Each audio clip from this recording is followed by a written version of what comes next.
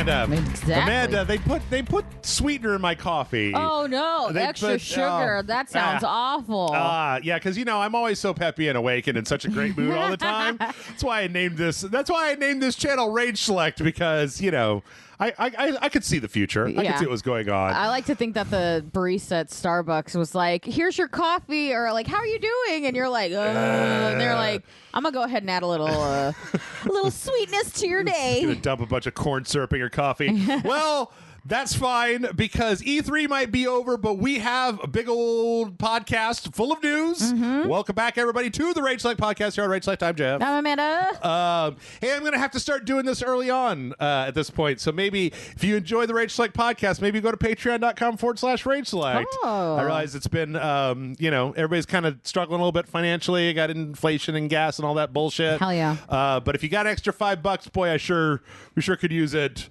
RageSelect takes work and money, and so also you get the Discord server, you get a shitload of bonus videos, and there's all kinds of other stuff. So it's like full-on sequentials on there, baby. Yeah, I don't want this to be like a fucking 2.5 minute ad read for like an underwear company that you have to skip through, but I just wanted to mention it because I get worried that people listen to long RageSelect videos and they turn them off 2/3 of the way through, and then they don't get to the end where I'm just like, hey, it takes money. We should. I put a lot of work in. You could do it like podcasts actually do it, where they'll be like, "Oh, that's actually really interesting." It reminds me of our Patreon over at patreon.com/. You know what I mean? I watch Linus Tech Tips, and nobody is better at that than Linus on Linus Tech Tips, because they throw sponsors all the time. But no sponsors, just Patreon. I never want to shill for a thing. Yeah. Even though getting a bunch of cool stuff does sound nice. We're too small. We're for more that. PBS than that. Yeah. Thanks to viewers like you. Yes. Yeah. No tote bag. Actually, you know what? Here, I'm going to put this out there real fast, because I've been thinking, like, this wouldn't appeal to me, but I don't know. So if you're a patron of RageSelect, you can help me out by answering this question. Would it be cool if, like, every video that we did, we just started out where we're like, "Hey, everybody, welcome back to the dojo, brought to you by name of one patron." Like, just because we put out a lot of videos, right? Yeah. So, I don't know. It's funny because the naming a patron is like a bonus thing, right? Like for people, but for some reason it also kind of comes off as like a little bit of like a wall of shame. It's just like it's your fault. Well, so I don't want to what do if it's it. a bad episode? I don't want to do it if people are going to hear their name and be like, "Oh God, I don't want to be associated with this." Get my fingerprints off of that train wreck, please. Yeah. So I don't know. Maybe let me know. But after you do that, as you listen, before we get into all the news of the week. Amanda, I have watched a lot of things. Oh. I was going to talk about that Spiderhead movie on Netflix with Chris Hemsworth. Yeah. But it's just kind of ex machina with drugs instead of robots. That's kind of what I've been hearing. It's not quite as good. I mean, like, just go watch Ex Machina. Like, it's really good. Yeah. It was fine. I hear Chris Hemsworth was really good in it. It was fine. It was fine. It's just you don't think about it too much. The way I thought about it after I finished watching it was, this is like if Ex Machina took place in the MCU, because it's not like it's well shot and it's well acted, but it's not especially deep, and don't think too hard about what's actually going on in the plot line. A little more surface level than not like horrible or anything, but yes. I was going to talk about that, and then I just did. But today I went out and downloaded a real blast from my past. I watched Beavis and Butthead Do the Universe. Jesus Christ. There's a new Beavis and Butthead, like, hour and 40-minute feature-length movie on Paramount Plus, and I watched it. And loved it? Here's the thing. Beavis and Butthead have never changed. Yeah. Like, they should they have? They changed a little bit, like, in the early days, but, like, part of this is Beavis and Butthead in the 90s, like, fall through a wormhole and come out in 2022, and then they're dealing with all the stuff from 2022 that they didn't understand. But I think that part of the charm of Beavis and Butthead, if you like them, is watching these incredibly stupid characters accidentally learn the wrong lessons and do the wrong things, and everyone around them is kind of like they kind of get away with it because they're so stupid that like people around them can't even comprehend how stupid they are. And in that respect, I think it's fine. I think it works really well for what it is. I was actually thinking quite a bit today about how when I was a teenager and Beavis and Butthead first came on TV, how like I was thinking about how young people these days, and they're just like, you guys are destroying your brains with the internet. And you know what? They said the exact same thing about Beavis and Butthead. I can't believe you're watching a show so stupid. They're emulating these dumb idiots. It's a generation of moron slackers. And then like we built the internet, which I guess is like, I don't know, kind of both like... Take the good, you take the bad, you take them both. Then you have Generation X. But no, it was fine. I actually think that... I was thinking... I also watched the first episode of Star Trek Strange New World, which was okay. I'm reserving judgment until I see a little bit more of it. Yeah. So, like, I think there's some stuff on Paramount. You got Halo, you got the Star Treks, you got the Beavis and Butthead. There's stuff on Paramount that's okay to watch. Yeah. But...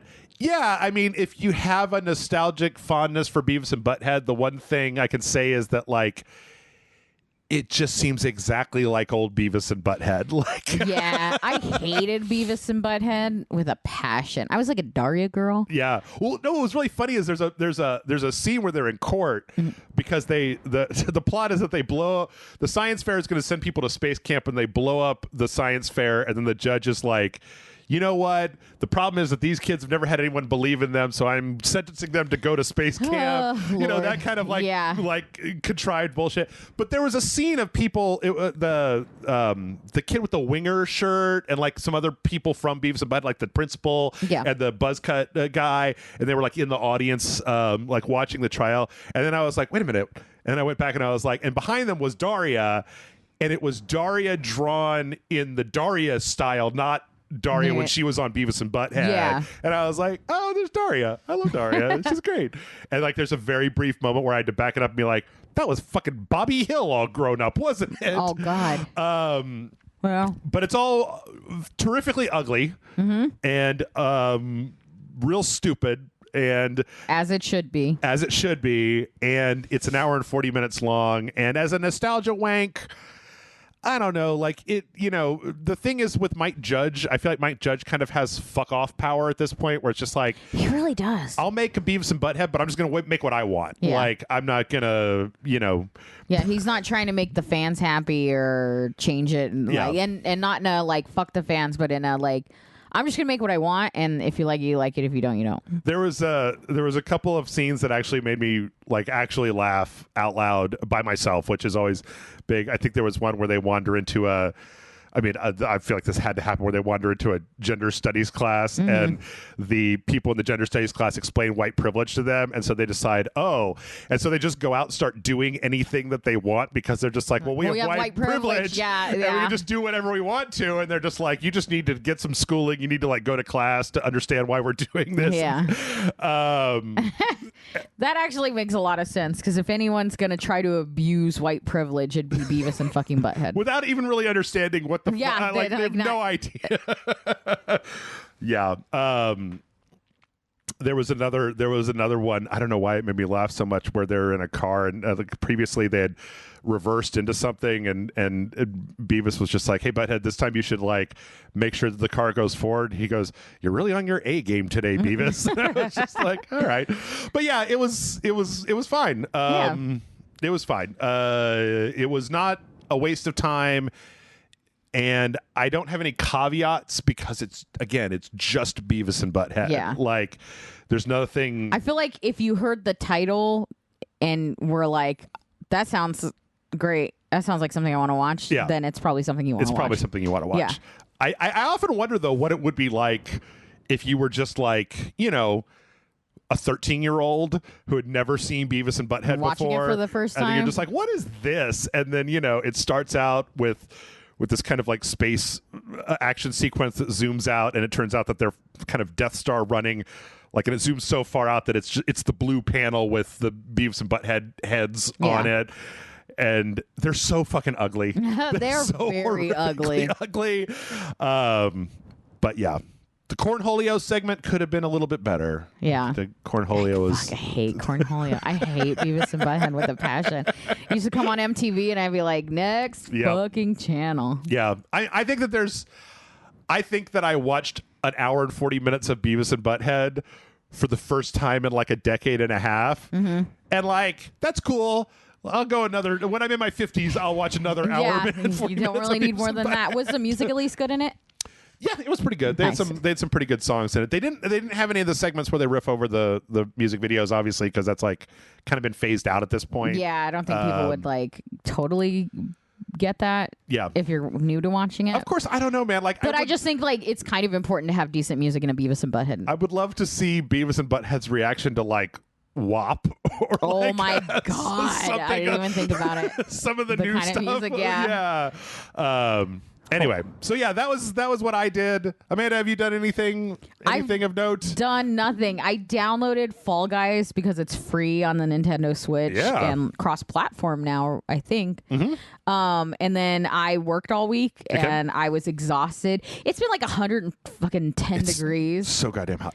And so I go outside for 2 seconds and die and then go straight to sleep and then go to work and work in front of an oven and almost die. So like I've just been it just drains the life out of you. Yeah. I called my dad for Father's Day and I was talking to him and he was like, "Oh, it's horrible. Like the summer here is so hot. It's so warm." And I was like, in California? Yeah, I was like, yeah, it's 89? It's 104 degrees in Texas here today, the day I called him. And he was like, it's 85 degrees here. No, and I was like, no. It was 85 degrees when I got out of work at 6 a.m., Dad. I would punch my mother. No, that's not true. I would punch a stranger in the face to get 85 degrees. Yeah. And you know what? If I punched a stranger in the face and they were like, "Hey man, what the fuck?" And I'd be like, "Look, feel." It's 85 degrees. So, yeah, they're it's like, 85 "Oh my degrees. And that was what had to happen in order for it to be 85 degrees to be like, "Oh, thank you. Thank you so much. It sucks. I'm going to go grill right now." It's hilarious. Our pool is consistently full of people, like our apartment complex pool, because it's so fucking hot that you're just like, water, I guess. I don't know. Today I got home from work and somebody was literally in the pool holding a book in the pool, not on a floaty, in the pool, walking back and forth. With reading just their head and hands and a book out of the... I was like, I stood on the stairway watching it for a while because I was confused, but I also understood deeply what was happening. Yeah, it sucks. And it let's just be clear here. It sucks worse this year than it did. I mean, we were all inside last year. Yeah. We were all inside the year before. Maybe it's because we can kind of go outside that it's now even we can worse. fucking feel it. Right, because it's not just like getting delivery food and delivery groceries and delivery everything and never actually leaving the house. It's awful. It sucks. It feels like the sun is pissed. Yep. Well, I have no segue. Nice. Let's start talking about video game news. Okay. Shall we? Yeah, so we had, I don't even think we have all that much left over from E3 this year, but we did this week get a Nintendo Direct.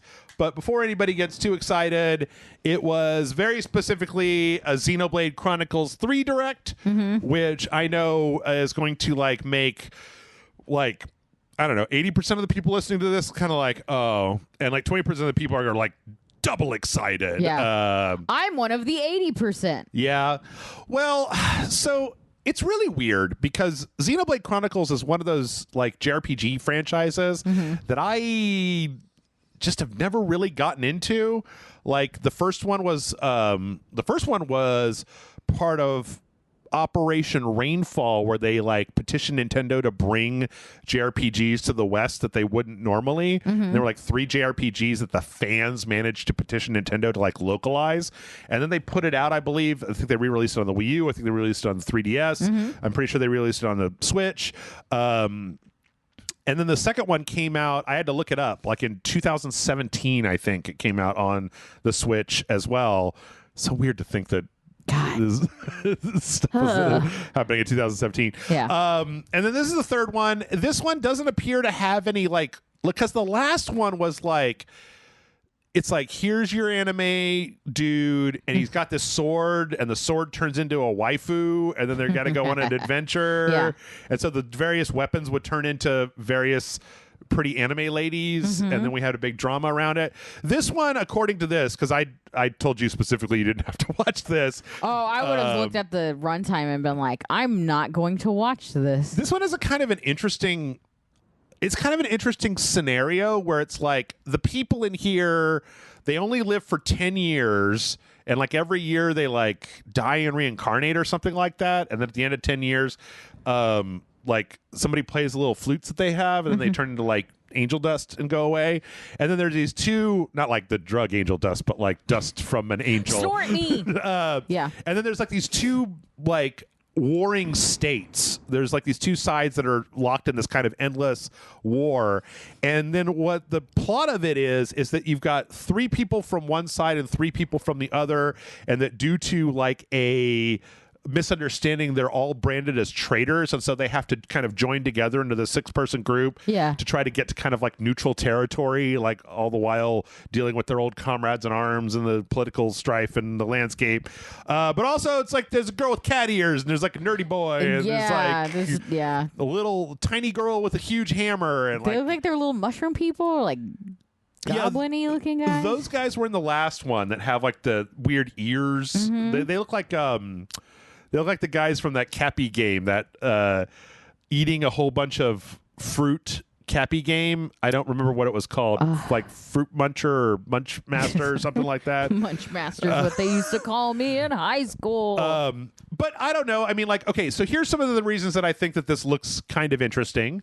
One, the previous one, the main character, like, he like had like a sky boat that was also like his grandpa, and he was like an orphan, and the boat was alive, and it was like everything was like above the clouds, so like the entire world was like on the backs of these big beasts above the clouds.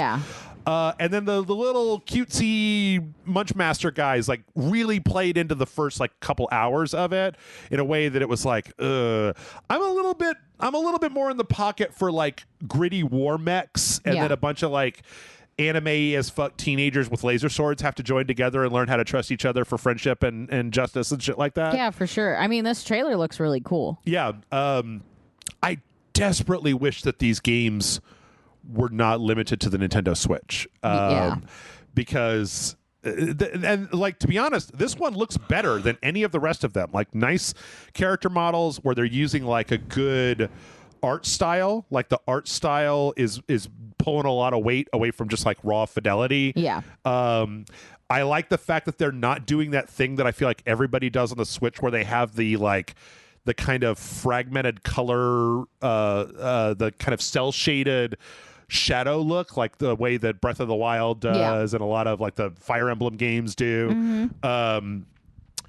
And then as they go through this, then the other thing I think that's really interesting is that I don't remember what the combat system in the second one was like, but I know in the first one it was like an MMO thing where you would like get into battle, you start to auto battle, and then you would like choose attack, and then you would choose like various things, and your guy would do the thing, but it was always like an auto attack. As opposed to like either turn-based or whatever. Here, it looks like they've developed a new system that's based on that. The closest thing I can think of to it is that that game Indivisible from the people that made Skullgirls, where it's like you map 4 different attacks onto the face buttons, and then you just press the face button to do an attack. So it's a little bit more actiony than like choose the attack you want from a menu. It's like push the button and your guy swings a sword. Other than that, I mean, they talked, I don't know, we can't go over every single thing that they talked about. They talked a lot about the individual classes. You've got like DPS, tanks, and heroes, but then at a certain point you can switch you can actually reassign the classes to all the different people in your party to learn new skills. You can take like a healer and teach them how to do sword stuff. They had a whole roster of like secondary characters that you'll be able to pick up along the way. That'll be like the 7th person in your party that are also like subclasses that will give you new skills. And then they also showed that they've got this thing where like 2 characters can briefly come together and basically turn into a giant mech. Nice. That As attacks like people. a special or like a Kind of like a limit break sort of thing. Okay. It's been a thing in Xenoblade before, I feel like, where there's always kind of like some big mech stuff that happens. Yeah. But then like it's mostly medieval. Look at this chart full of like relationships Yeah. between people. Just a spider web of little face bubbles.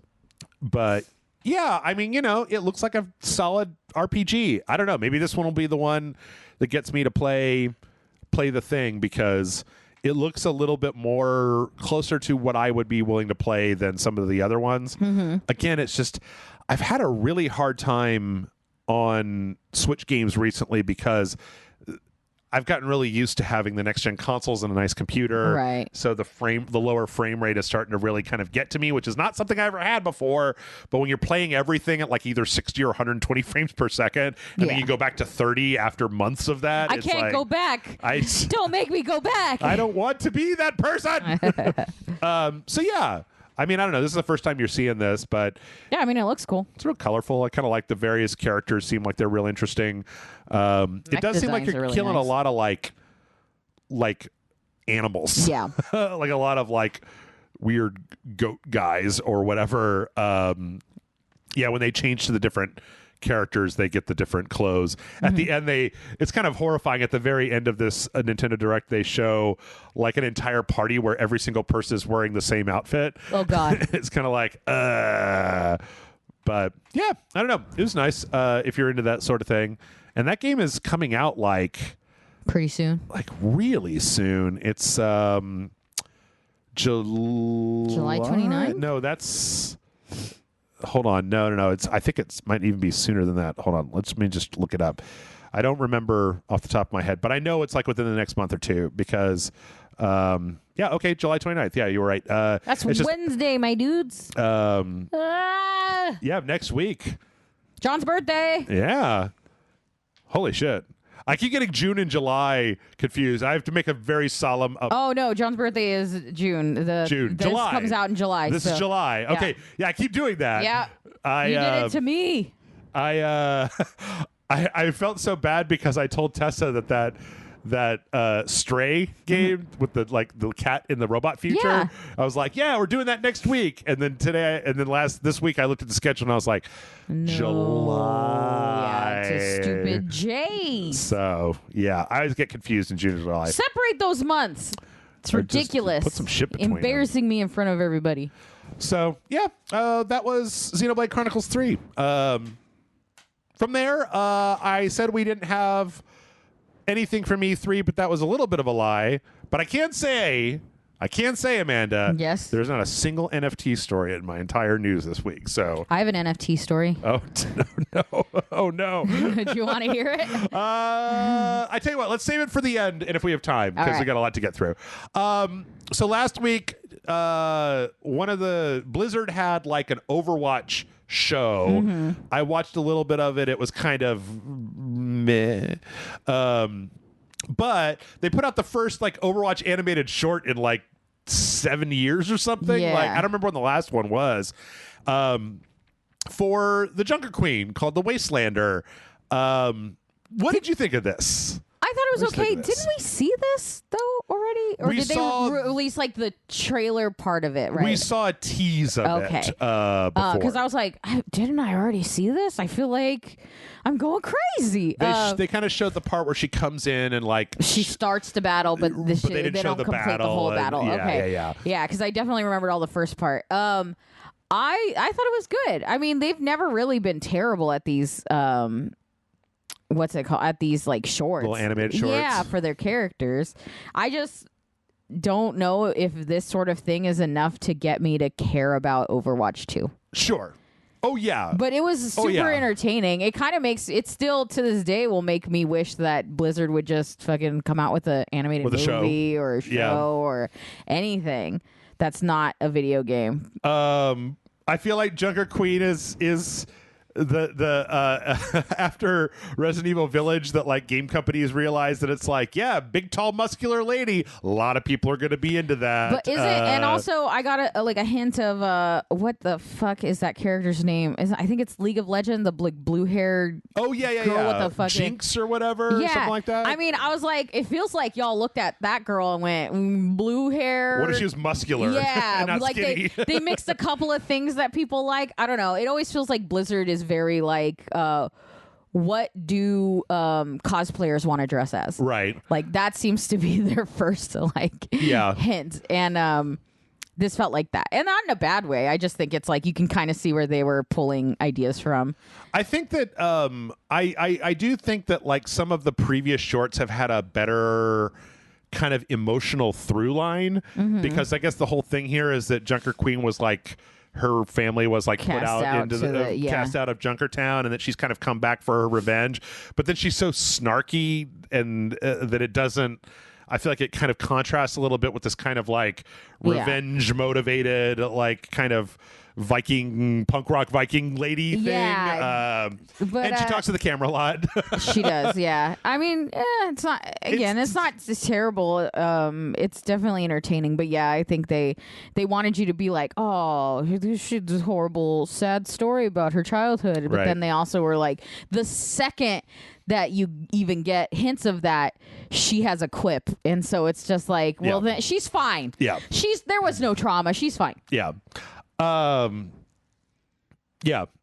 We also got some gameplay from her that kind of shows off. She's apparently going to be kind of like an assault tank. Like technically, I think she's supposed to be in the tank category. She's got a shotgun.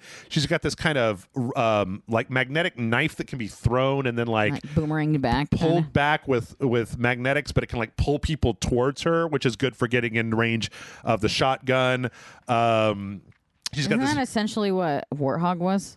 Sort of, yeah. Like he had a chain that he'd pull you into, and then you'd shoot you with the shotgun. A lot of this is kind of derivative of some other characters. There's like a bleed effect that she has that's new, where it's like when you can stack up bleed that's kind of like damage over time. She also has this buff that she can do that buffs everybody around her, and she's got an axe, and then her ultimate is kind of spinning this axe around and going forward in a way that pulls other people in and then like hits them with this kind of status effect stuff. Yeah. So yeah, she's kind of an amalgam of a slightly faster Warthog, along with some other stuff. I mean, the problem at this point is that original Overwatch has so many goddamn characters with so many goddamn powers. Yeah, it's hard not to be derivative of any of those characters. Yeah, I don't think you're going to get anybody who doesn't bear some resemblance to some other character. Well, and it's not even an insult because, or a bad thing. It's kind of interesting that the thing that seems most familiar to me is also a wasteland or somebody from Junkertown. Junkertown. I do think that there's this whole like there's all these interviews about this. There was this one part though, I feel like that really encapsulates the reason that you and I are kind of not on the Overwatch train anymore. Where let's see, where was the part?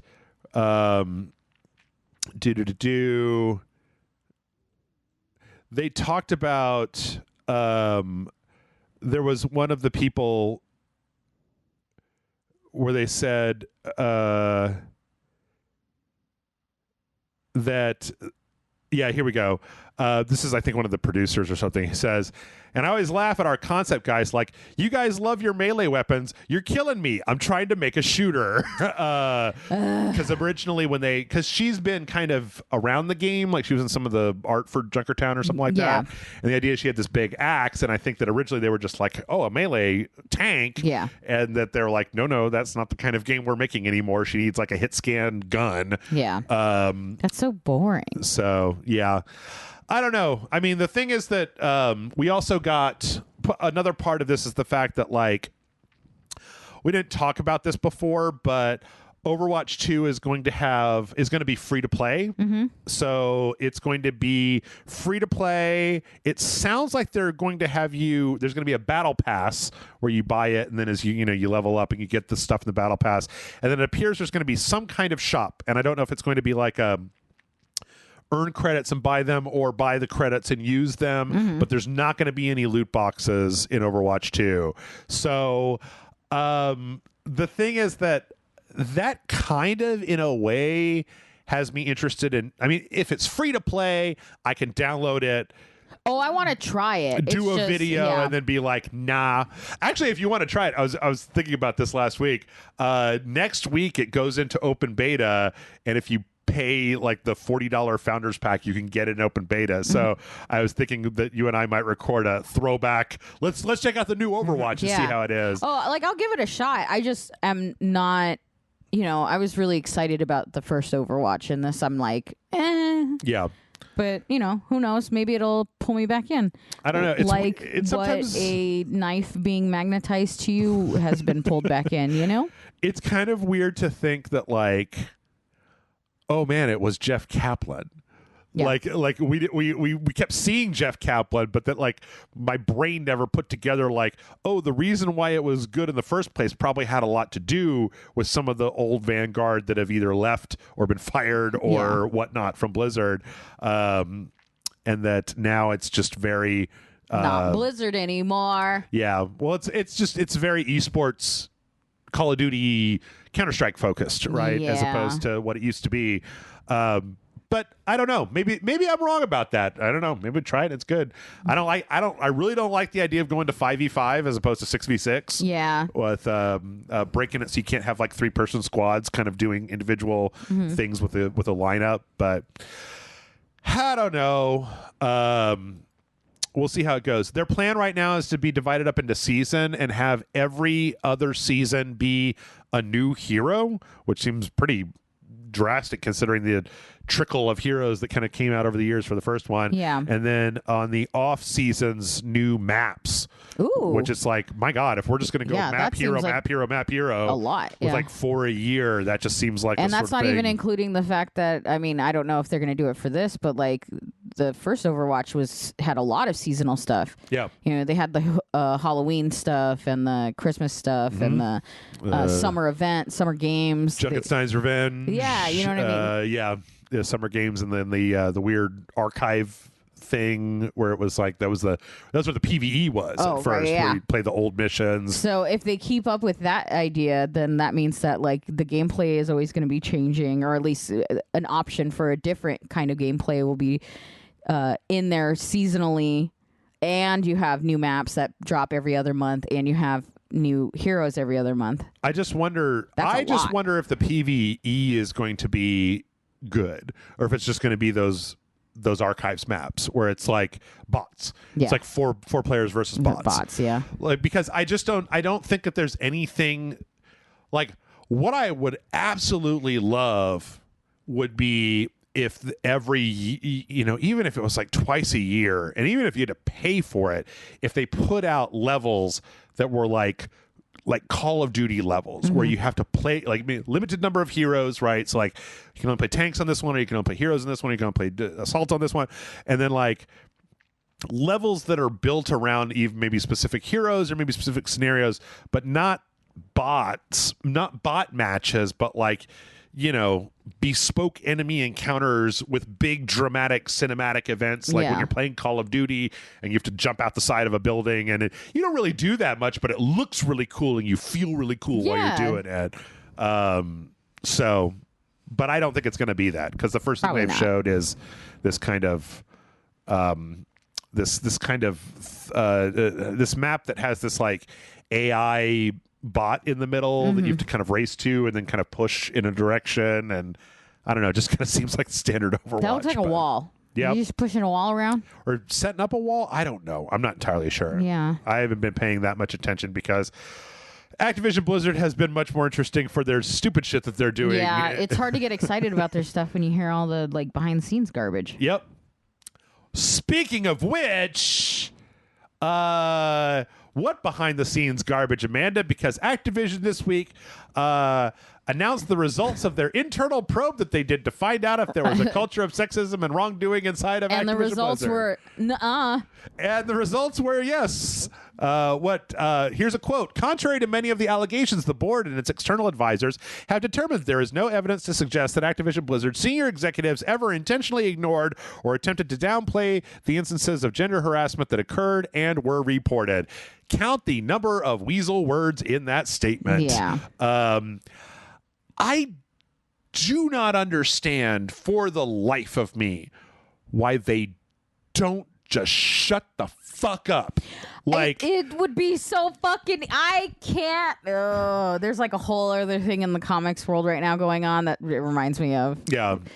The thing is that the only thing that makes sense to me, right, is that when the California Department of Housing and Employment allegations came out, and there was, I believe, like a Wall Street Journal story that came out shortly after that was talking about some of the other stuff that happened, that they were like, well, okay, the way that we typically fix this in the corporate world is like, okay, well, we're going to hire a third-party agency and we're going to provide them open access to blah, blah, blah, blah. Yeah. And we're going to launch an internal investigation, and then we will publish the results of the internal investigation. Everybody will be like, yes, they did their due diligence. I see that they did their internal investigation. The internal investigation didn't find anything wrong, so obviously nothing bad happened. But then, like, after that investigation launched, it kept being thing after thing after thing after thing, to the point where it's just like, you guys need to shut the fuck up and stop. Like, just stop for 6 to 8.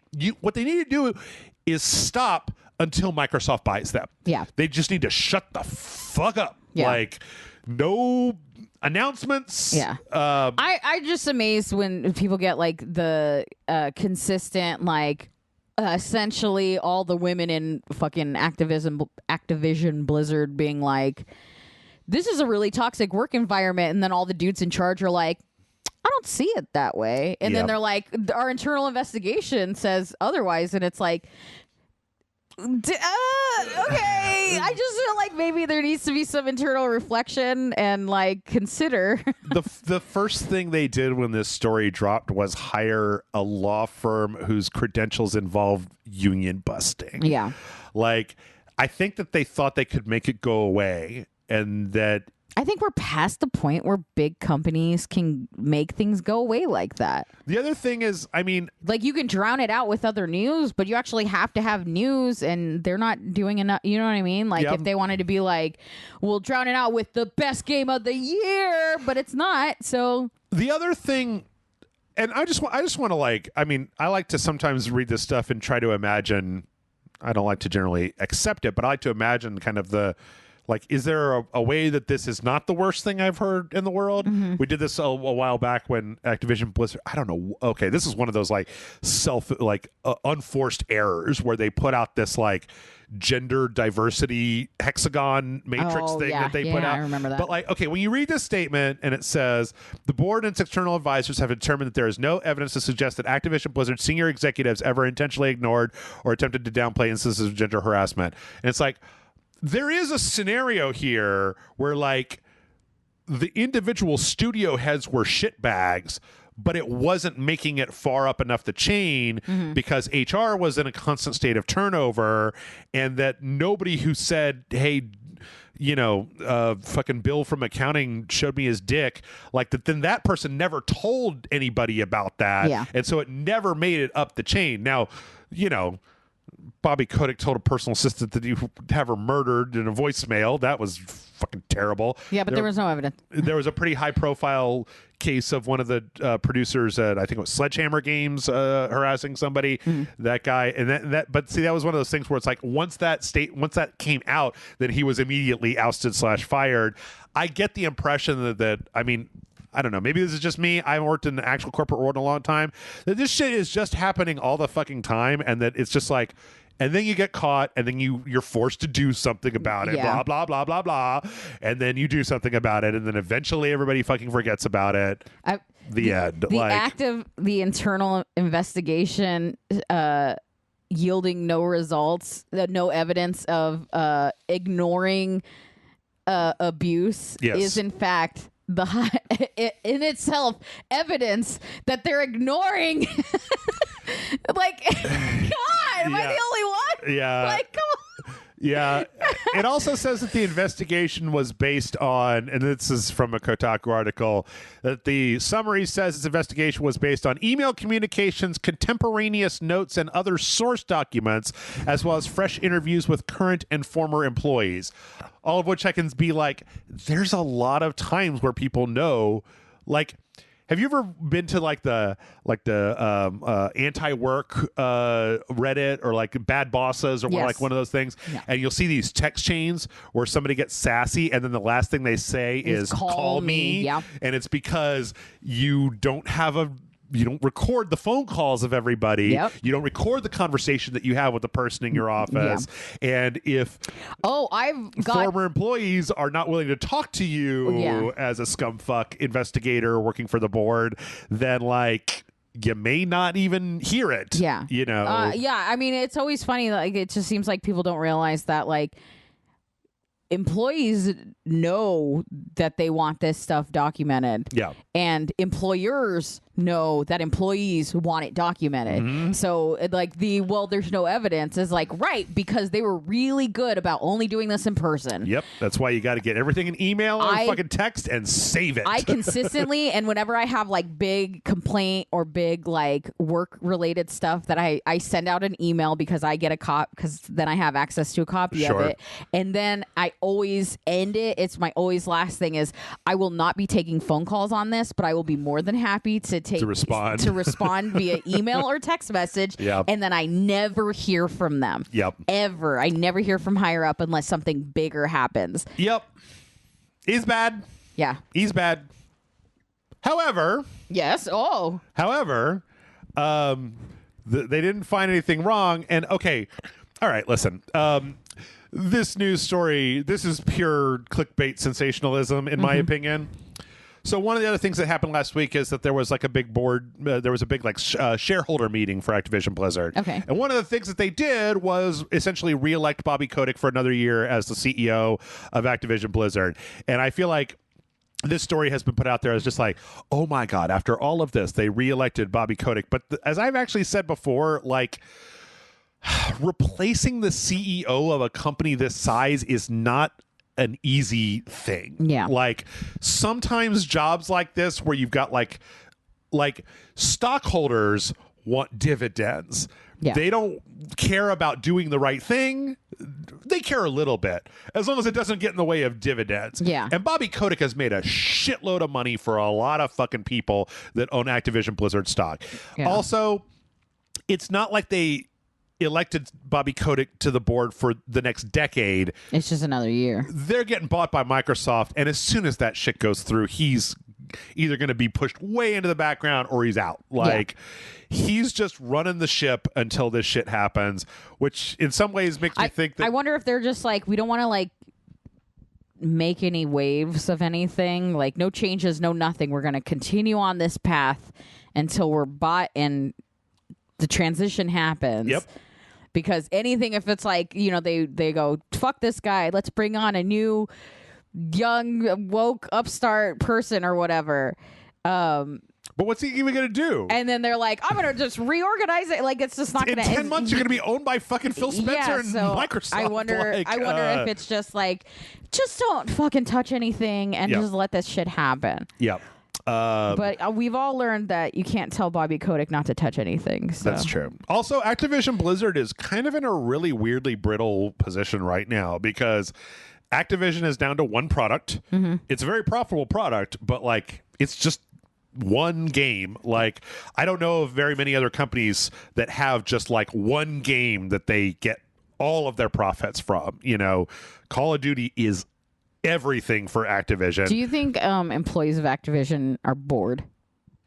Oh, yes. Do you think they're just like pulling their hair out, like fucking waiting for the day to move somewhere else? I mean, a lot of this comes down to this idea that I can't relate to in some ways, which is I'm starting to get into weird generational stuff, but the weird kind of millennial Generation Z idea that you're going to work for a company that you like to work for. Yeah. It's never occurred to me that you could work for a company that you liked to work for. Yeah. Outside of like, I don't know, like going to go work for Corey at Spill, but that wasn't like a company, that was like this weird creative endeavor. Or Brian at Scam School. That was very much like a little indie, type of thing. The idea that you would go to a building where you've got to badge in and sit in a cubicle every day and be like, I love it here. Yeah. Doesn't compute to me because I spent like 20 years trying to get out of that. Yeah. Like I could not think of a way, like the idea that a corporation wouldn't be scummy as fuck. My heart just doesn't want to think of a video game company as a corporation because it should be a creative endeavor. Yeah. But obviously, if you're making Call of Duty, I don't know how creative that endeavor may be. I think I cut it from this week's. I think I cut it from the news from this week, which we actually have to get a little bit faster on. Sorry. No, that's all right. But I think that there was a story this week where they were just doing an interview with the guys, the Cuphead guys. Yeah. And they were just like, because they were talking about the Delicious Last Course coming out soon, and they were like, our primary concern was like, are our employees happy and like glad to come to work every day?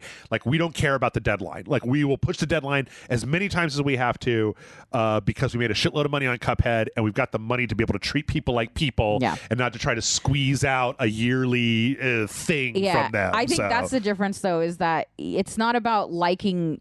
My new neighbor has the loudest goddamn car. I'm sorry. What the fuck that was? It's like the idling engine of their fucking sporty sports car. God damn. Sorry. It's like making the wall vibrate a little bit. Yeah, you guys might not be able to hear that, but just like this bass tone started, that was my neighbor. I just think like it's nice to like where you work and not in a like, it's a family and we're here, but like they don't treat me like shit. Yeah. Kind of like. I'm not asking for much. I just want to live. Yeah. We also had another, we had a shareholder meeting where there were some votes from the shareholders. Mm-hmm. One of them was, and so this is kind of a good news, bad news situation. One of the proposals that was on the table was for a report to be generated by the board and the same kind of third party, blah, blah, blah, blah, basically asking for an update, like to show like in the last 2 years, how have your diversity and inclusion and like anti-sexual harassment stuff, how has that affected overall employees and the tone of the company and stuff like that? The Activision board desperately does not want to do this because they see it as a waste of time and resources. Sure, they do. Having to do a thing. The shareholders voted overwhelmingly to do that. There was another one where it was... It seems like your employees are miserable and hate it there, and they hate you guys. Do you think we could do some sort of like annual poll amongst your employees to see if they're doing all right? No, that's a waste of time. Yeah. Like, Jesus Christ. The thing is, I have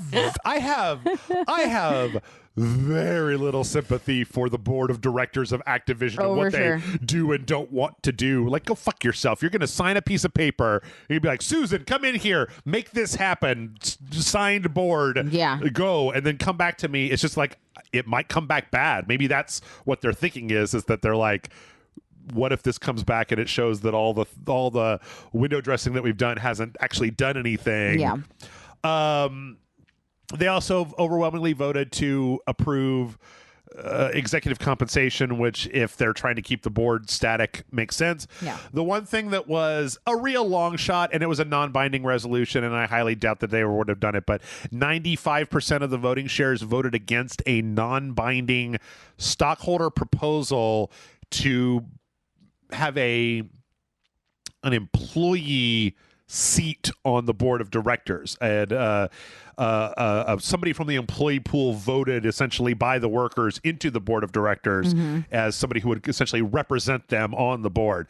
Now, I mean, I think that's a really good idea. That's a fantastic idea. I also think that the executive board of Activision would rather die than let some unwashed plebeian come up into their fancy room and have even a remote say in what they do. Yeah. Or to even like hear in person all they have to say. Yeah. I think you don't want them to hear that. we have a lot of Activision Blizzard news. Holy shit. From there, we got to talk about Diablo Immortal. Okay. So Diablo Immortal was supposed to launch this week in China. It launched everywhere else except for, it was like the Netherlands and like Belgium, I think, both have like anti-loot box laws that are... Keeping them out. Yeah, we talked about that last time, I think. It's so draconian. This game is so draconian about their loot boxes that they can't do it. They haven't launched in China, though. They had 15 million, I believe, pre-registration users there. They were supposed to launch this week. They didn't because the Diablo Immortal... I don't know how this is pronounced, but it's WEIBO, Weibo, which is like a social media platform in China. The Diablo Immortal account was banned from that. Apparently, it tweeted something that it's not entirely clear. Like, there's a Financial Times translated this as, "Why hasn't the bear stepped down?" Somebody from Kotaku translated it as, "What do you think about the bear?" If you know anything about China, you know you don't talk about bears because that brings up Winnie the Pooh, which brings up Xi Jinping, which means that the entire... Like, they have no sense of humor about fucking Fearless Leader, and they will shut your shit the fuck down. I haven't found any articles yet explaining, like, what happened here. Yeah. But their social media account got shut down, and then they said, we need to take a couple of weeks to tune this before we release it there. And it's like, well, you wouldn't release a game like this without the social media backing to go with it to announce to everybody that the game was released, right? I don't know what happened here. I don't know if this is like a rogue employee, because it seems like if it was a rogue employee that they would post something more inflammatory, like fucking freedom for Hong Kong or something like that. It also kind of just seems like doesn't take much. Yeah, that's true. That's true. So, yeah, we'll see how that goes. But fear not. Okay, so I feel like I've been watching video after video on the internet over the last week about just like, Diablo Immortal, it takes $100,000 to like get to the max level. And it's this, they've overcome the loot box thing by the fact that you have to buy gems to access a portal and then do a 5-minute fight. And then the loot that you get at the end of that 5-minute fight, technically what you've got there is a key to a loot box where you just have to do 5 minutes of action to get the loot. Yeah. But it's technically not a loot box because it doesn't immediately open.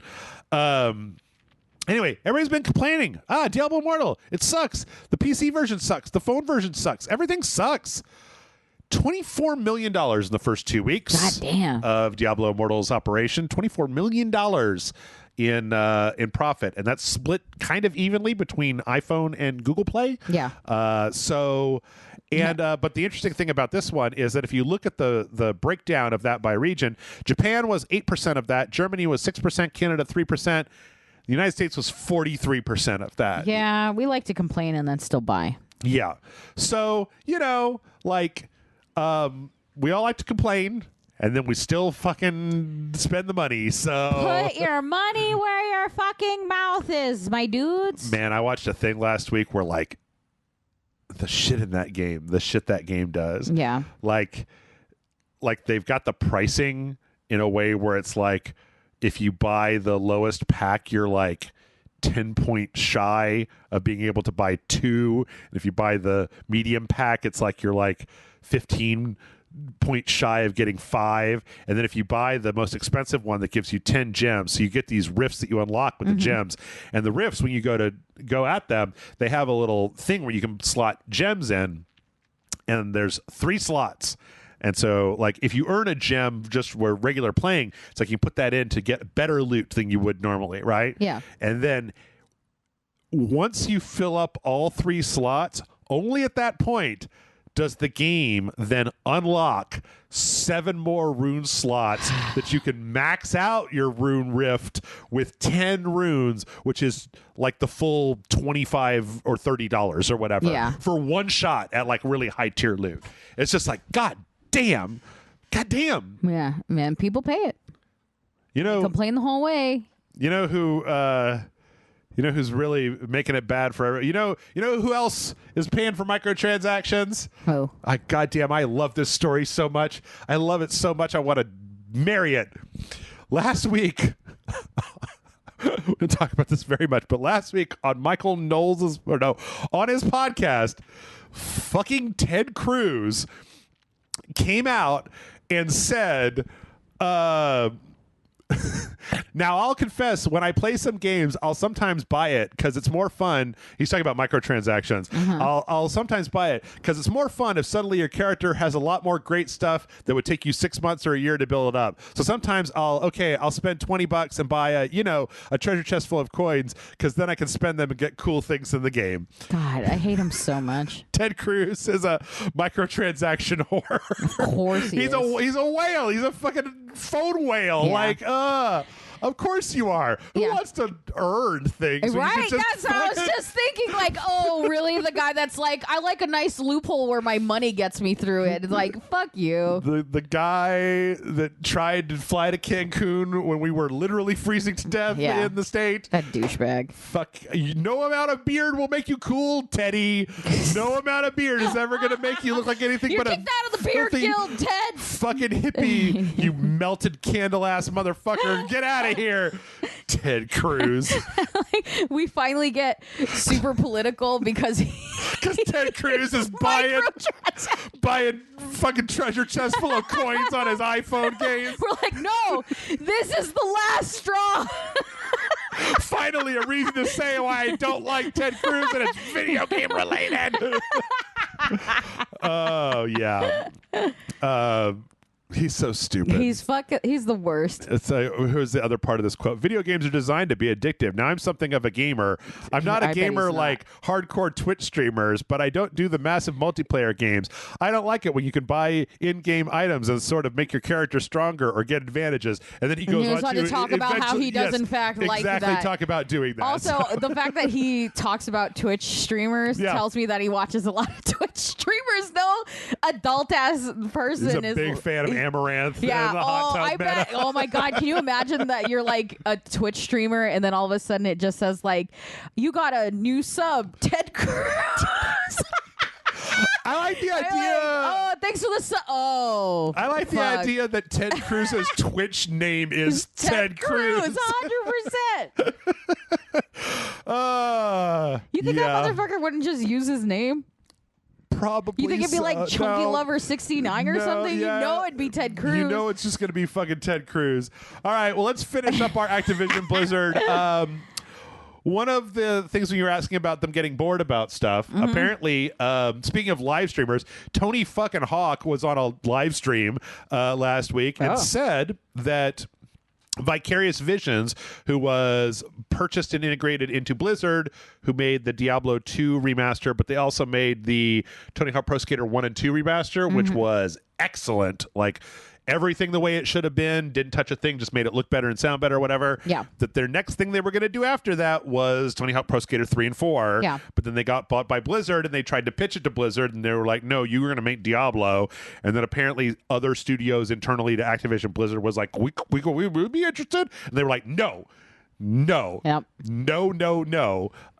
So this also lines up with there was a band, CKY, talking about working on music for a new Tony Hawk thing, and they think that it's because some of their music was in Tony Hawk 3, that what they might have been talking about was like rights, negotiating for the rights to republish their songs, or maybe it's like a new theme thing to put into the new remaster. But I feel really, really bad for people who like skateboarding games because they get so fucking few of them. Yeah. Well, if you watch the Wholesome Direct, there's like a frog skateboarding game, so that you have that.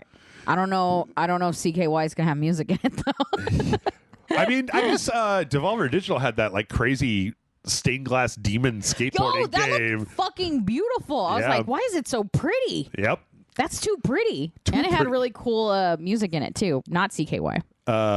Oh boy, we got too many. That's too many. Just too many. We're gonna have to go real fast in the second part. That's all right. Some of this stuff is, I always say it's too many, and then it's not too many, and we figure out a way around it.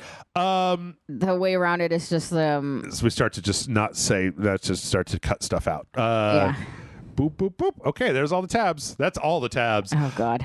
Okay, so last on the Activision Blizzard thing, and then we're going to this was last on the Activision Blizzard thing. Got one more. But this one's fun, all right? This is not a shit show or a letdown or anything. It's fun. So Call of Duty Warzone has a thing called Vanguard, which is an anti-cheat thing that's basically used to detect cheaters in Call of Duty. Yeah. They rolled it out for what was Warzone, last Warzone or last Vanguard or whatever it was. Anyway, the last time we heard it, okay, so what they've decided to do with this tool is rather than these guys seem like they have a lot of fun. The last time we saw them, one of the things that would happen was if you were detected to be cheating in Call of Duty, it would just make it so that you couldn't see any other person. I was thinking that was this. Yeah, so you wouldn't know. You'd just be getting shot and you wouldn't be able to see. So you just couldn't see anybody else on the map, but they could all see you and shoot you and you would take damage and everything. Yeah. Well, their new thing is basically if they detect that you're cheating, they just take the gun out of your hand and they disable your ability to melee. But you're still in the map. Yeah. You just can't do shit. Yeah. So that's playing hard mode. Yeah. Which I think is really good.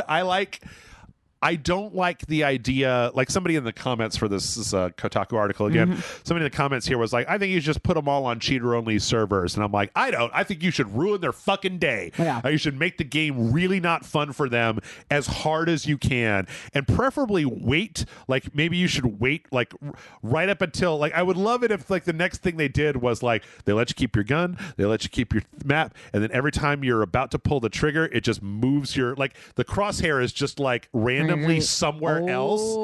It just makes you shoot around people. Yeah. So that you can line up the shot, but you'll never fucking hit them. I think they should have the gun. They should have the ability to shoot. Yeah. Everything's the same except when they pull the trigger, it's just one of those bang things, and it just says bang and nothing happens. Comes out the front. It's just a little flag. I was gonna say, I thought you were gonna go. It's like you pull the trigger, and it's just like somebody making fart noises with their. Oh my! Yeah, the whole time, non-stop. Never farting. Stops. Yeah. Yeah. I tell you what. With that, we're going to go ahead and take a break. I'm looking at this stuff, and we only really have this many to get through, and some of those are multiples. So this is the end of the Activision Blizzard hour. Nice, yay! Activision Blizzard. We Beavis made and Butthead it, everyone. Hour. Yeah. So we're going to take a break, and then when we come back, we're going to kick it into overdrive. Chunk, chunk, chunk, chunk. Vroom! And we're going to get through all the rest of the news.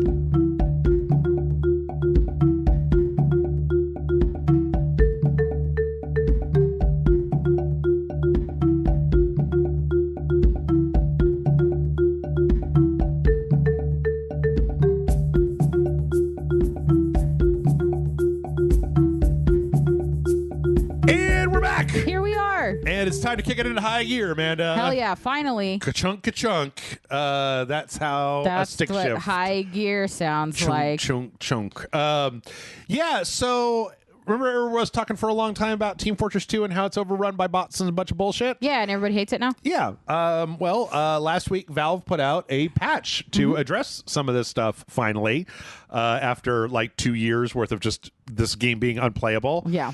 It's a good start.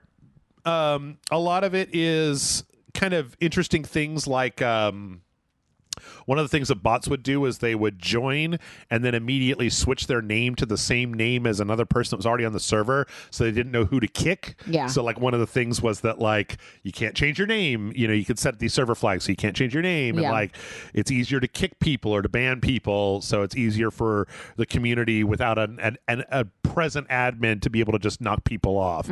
So it seems like a good step in the right direction, which is good, because if you're going to keep having this game be a thing, it should be functional. It should be something people can play. Yeah, exactly. So, good work, Valve. I guess Gabe heard you on the podcast a while back and was like, I don't want to get Amanda mad at me. So, well, I do write him weekly emails. So. Yeah. Well, he said he reads them all. Yeah, well. Let's see. I also let him know what sandwiches I had that week. And, you run out of things. You email somebody once a week. Talk about the sandwiches. You gotta let them know sandwiches. about your life. You can't just talk about video games all day. I had a meatball sub last week for the first time in a long time. So was it good? I hate meatballs and sandwiches. Yeah, I don't understand.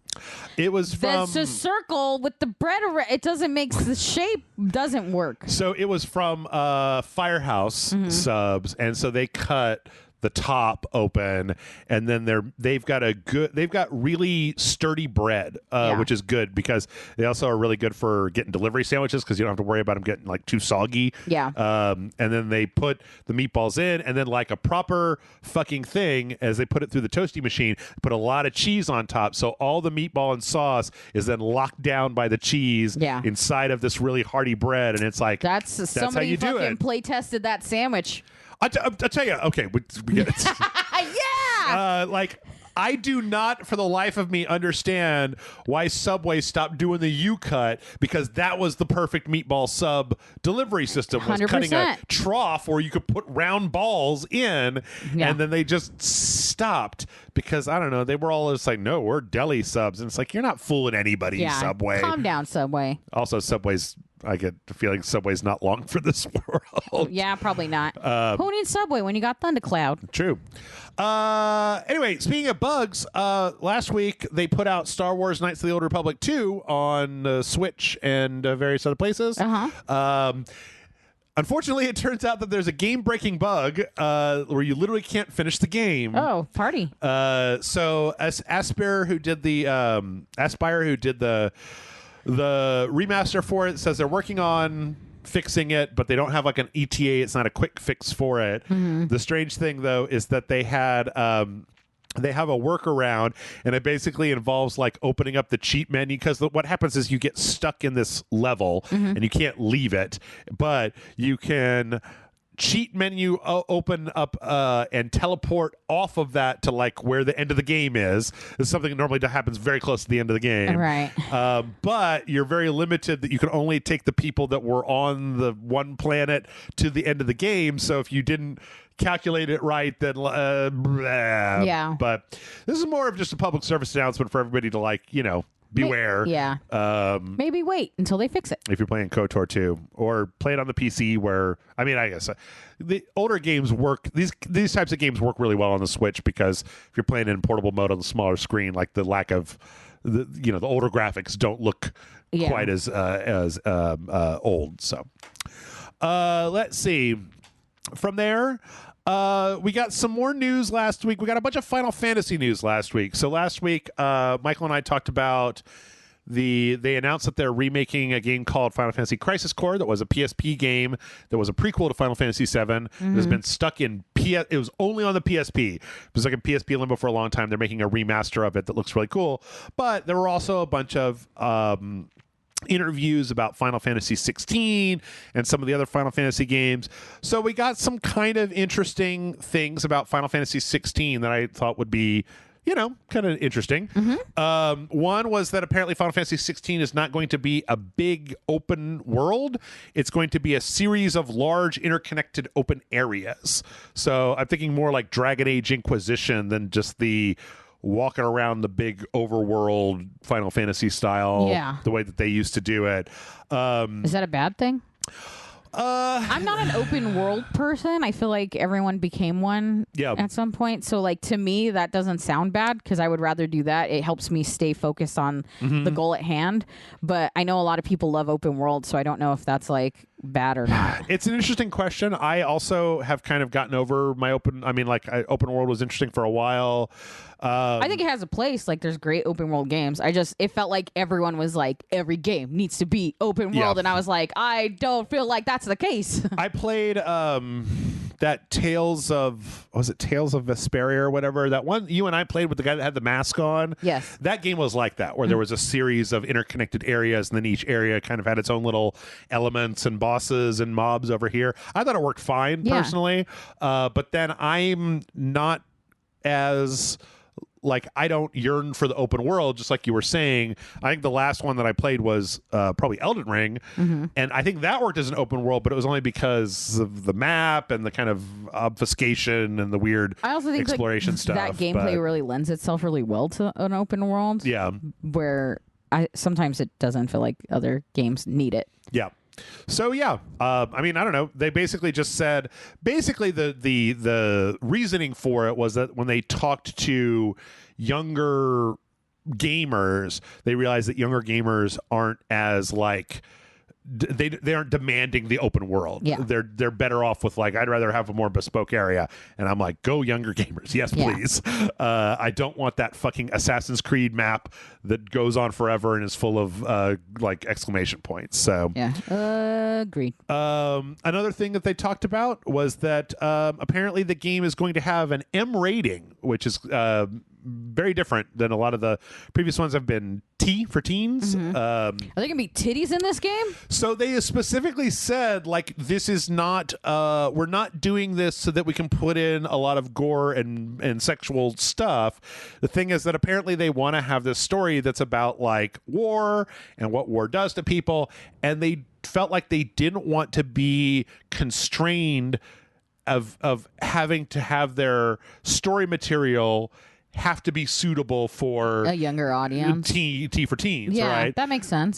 Which is interesting because I feel like most of the time when you see an M for mature game, it's like, so yeah, right. So you can blast heads off or show titties, just boobs all over the place. You know, they put out a game. There's a game on Steam right now that is like, what if there was a giant kaiju monster that was like a really sexy girl that came to live at your house, but then she also had to go out and like knock down buildings and stuff. And I'm like, I want to play this game with Matt Frank so badly, but it's just hardcore pornography in between. And it's like, can I just get a censored mode? Yeah, just censor it.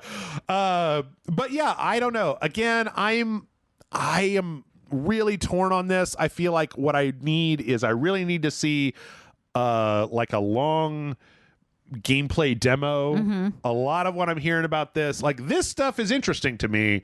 A lot of the other stuff that I'm hearing of just like the people that are working on it, what they previously did, that doesn't do anything for me. One gameplay video they showed was so dark and gray and gritty, and that didn't do anything for me. So like, I don't know. I kind of want to see that there's more, because last week we saw Michael and I were talking about Starfield. They showed the video for the Bethesda's Starfield game. Right. And I feel like they showed this walkthrough, and the first world they went to was like super washed out, like super low saturation, very gray and brown rocks. But then later on they showed that they were like, oh, here's a city full of neon lights, and like, you know, here's like a red Mars type planet. And it's like, okay, cool. I'd like to see something that indicates that it's not just going to be a big gray slog. And I'd also like to know more specifics about the combat system. Because like that Xenoblade Chronicles that we were talking about earlier, I was really excited for that once I found out that it had the kind of direct button input action as opposed to like auto set it and forget it kind of stuff. Yeah. So, yeah. And then the other thing that we found out last week was that Final Fantasy 16 is currently playable from start to finish, which is really interesting considering when it was announced and the amount of time that normally between when they announce a Final Fantasy and when it finally comes out. Yeah. I feel like that cycle has been a really off because Final Fantasy 15 was technically Final Fantasy 13, Final Fantasy Versus 13, so announced like 10 years before as a different game, and then it finally came out. Final Fantasy 14 as an MMO was shut down and stuff. Final Fantasy 13, they finally got their release cycle pretty good by the end of that, but it's been a while. But apparently, they're currently still working on like audio translations and then doing a lot of fine tuning on like quests and combat and things like that to make sure that it's fun. Nice. Which is good. Yeah, that is good. So yeah. We love a complete game here at RageSelect. Yes. I'd like to play a game that is done.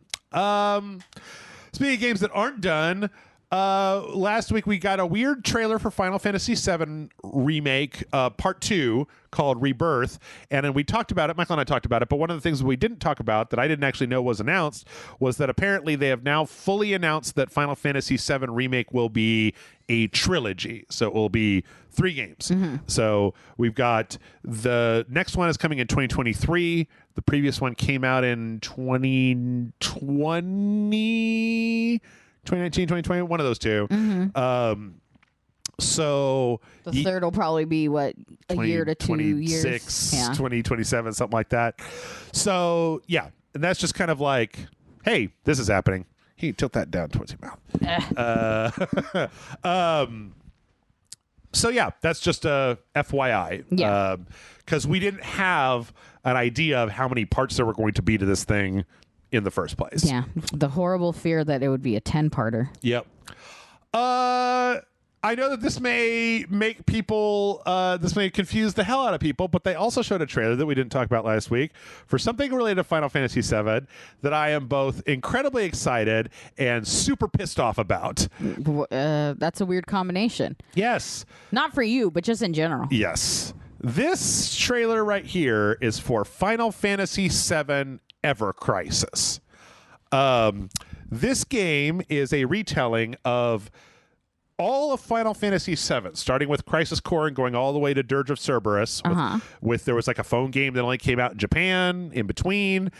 And the characters, as you can see during exploration and stuff, are the kind of like super chibi style characters, the way that they kind of were in the previous games. Like, it looks a lot like an old PlayStation game, but like way remastered. Yeah. But then when you get into battles, it's using all of the crazy, like, super detailed character models from the remake. That's weird. So it's kind of like what you might envision if somebody said Final Fantasy VII Remake, where you're seeing a really polished version of the overworld characters and then like a really cool looking turn-based combat system that uses these like very modern, very high fidelity characters.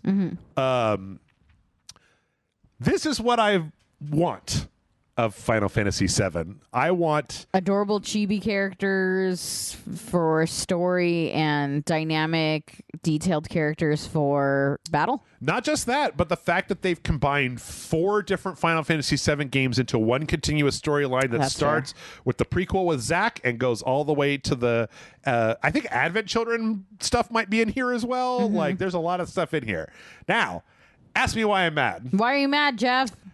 That's a phone game. Only. Exclusively? Only cellular cell phone telephones. If you go back to looking at the action sequences, you could see along the bottom giant buttons indicating what you're going to do. Yeah. I would really... Now, I don't want to, knowing Square Enix and their insatiable lust for all the money, they will probably eventually port this over to consoles, PC. I mean, this would be a great Switch game, right? Yeah. Like, if it can run on a cell phone, it can probably run on a Switch. Yeah, for sure. Like, the overworld stuff doesn't seem like it's got a lot. And then I don't know what fucking magic they're using to make these...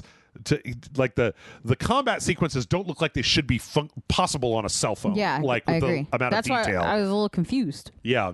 So I don't know why they look like that, but they do. But I desperately would like to play this game, and I desperately do not want to play it on a cell phone? cellular telephone. Yeah. Because this is... Also, I wish that if they were going to do stuff like this, that they would have done it with, like, the other thing that makes me a little bit mad about this is the idea that, like, they're doing this, right? They already are making a whole Final Fantasy VII Remake. They've got a Battle Royale phone game called Soldiers. They've got the the prequel that I just said that I can't remember the name of anymore, that's going to be coming out for various console systems. Like, I wish that this would have been done for like Final Fantasy 8 or 9 or, like, pick one of the other ones. Like, why is it always got to be 7? Like, because they love it. 7 made more money than any of the other games they've ever made, right? Yeah. But, like, again, I just kind of, like, I think 7 is fine.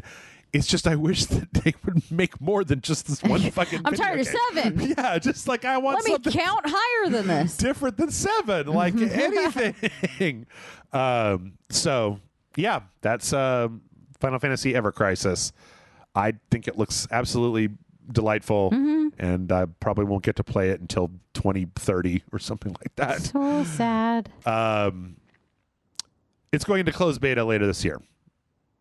And also, I get the feeling it's going to be releasing like in chunks. Yeah. Like in various story segments. So, another JRPG news. In the Xbox showcase last week, we got the news that Persona 3, 4, and 5 Royale were coming to Xbox Game Pass. This was very big because Persona 5 was a PlayStation exclusive. Persona 4 was on the PlayStation 2, PS Vita, and then a couple years back they put it on Steam. Persona 3 was like PSP a million years ago. Right. So they announced this and it was like, great. But then this week they announced that they're also coming to Steam and the PlayStation. So 4 and 5 Royale are out on, or I don't know if 5 is out on Steam. I don't keep track of that, but 3 is definitely a new way to, hasn't been out on these consoles for a little while.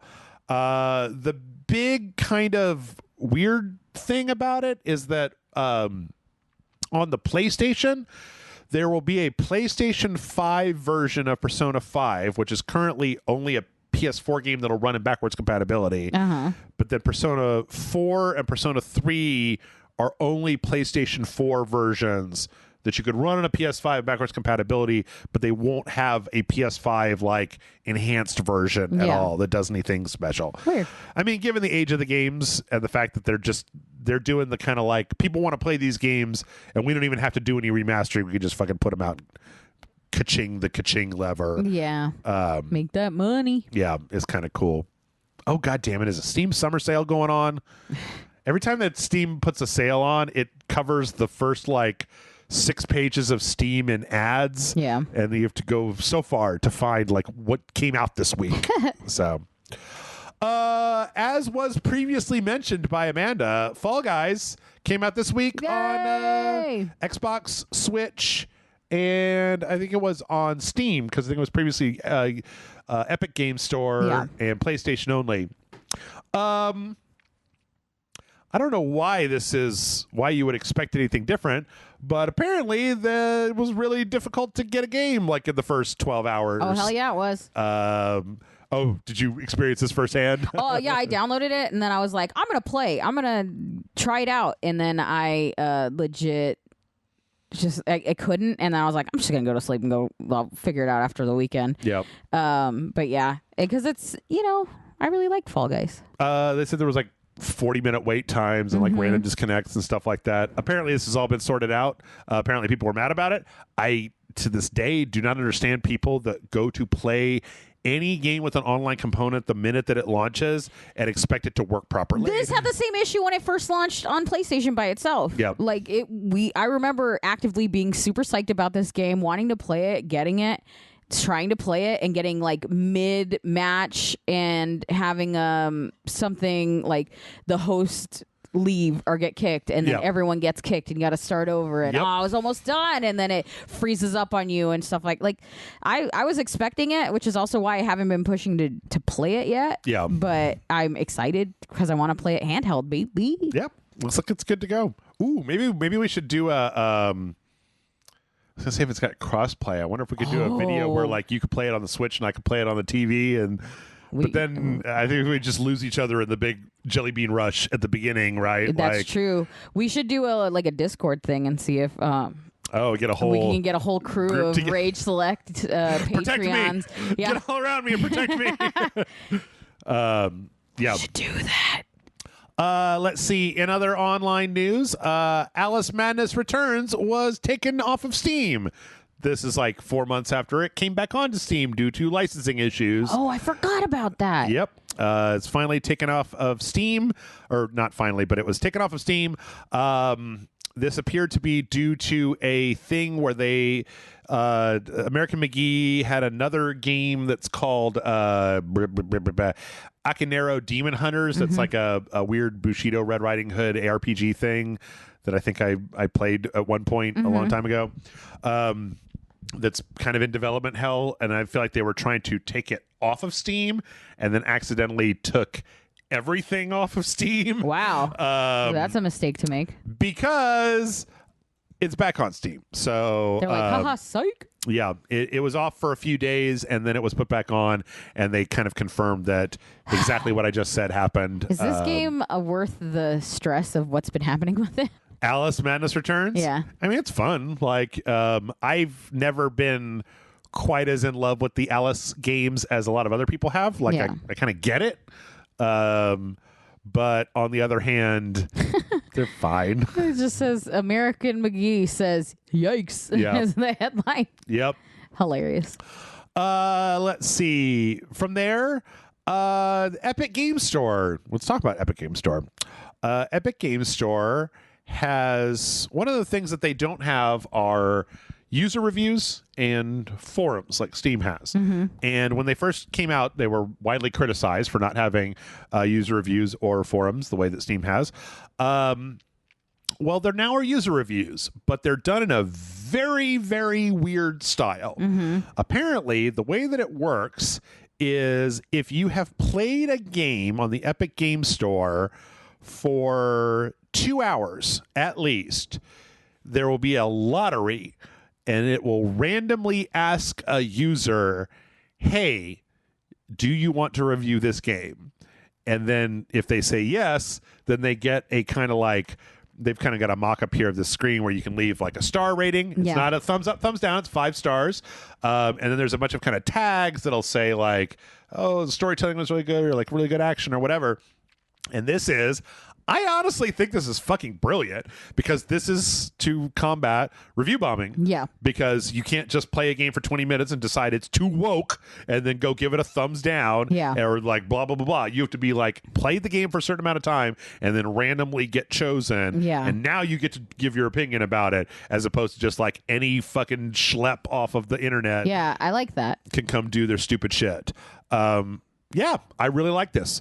I think that Steam's review system is Forest terrible. fire, yeah, or garbage fire. It's not great. Yeah. What it does do, though, is because the new and trending tab on the front page of Steam is based on user reviews, it means that every single porno game that comes out is on the new and popular thing. Because Steam users are degenerate sons of bitches that will upvote anything with titties. Same. Yeah. Let's see. Okay. Speaking of titties, speaking of Steam, speaking of Amanda, guess what game is on my next tab of my news stories? Oh my God. Okay. Me. Yes. Titties. Yes. What was the other thing? It doesn't really matter. Okay. That fucking Super Seducer. No. Damn it. Close. A Lollipop Chainsaw might be coming back. Fuck yes. In some way, shape, or form. That was my only loading bar review. Yeah, Lollipop Chainsaw. So this was the Yoshimi Yasuda, who was like a producer on that game and worked for Katakawa Games that did a lot of the publishing for Suda51, came onto Twitter and tweeted like, Lollipop Chainsaw is back by Dragami Games, which is his new company. Please look forward to it, with no additional information whatsoever. Perfect. And just a picture of Juliet from Lollipop Chainsaw. I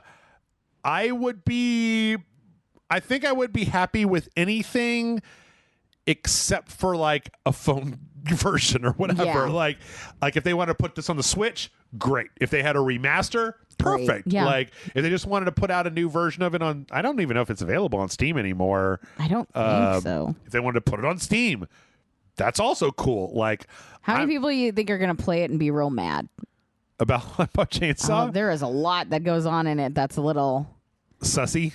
Like the guy who trains her is like this little short Asian dude stereotype that wants to look up her skirt all the time. Sure. And she does, though. She is kind of hashtag girl boss, though, right? I think so. I loved the game. She's got a boyfriend's head on her belt and chainsawing zombies. Her himbo boyfriend. Yeah. I loved it. But isn't this one of those games where if you try to look up her skirt, she like pulls it down and she's like, no.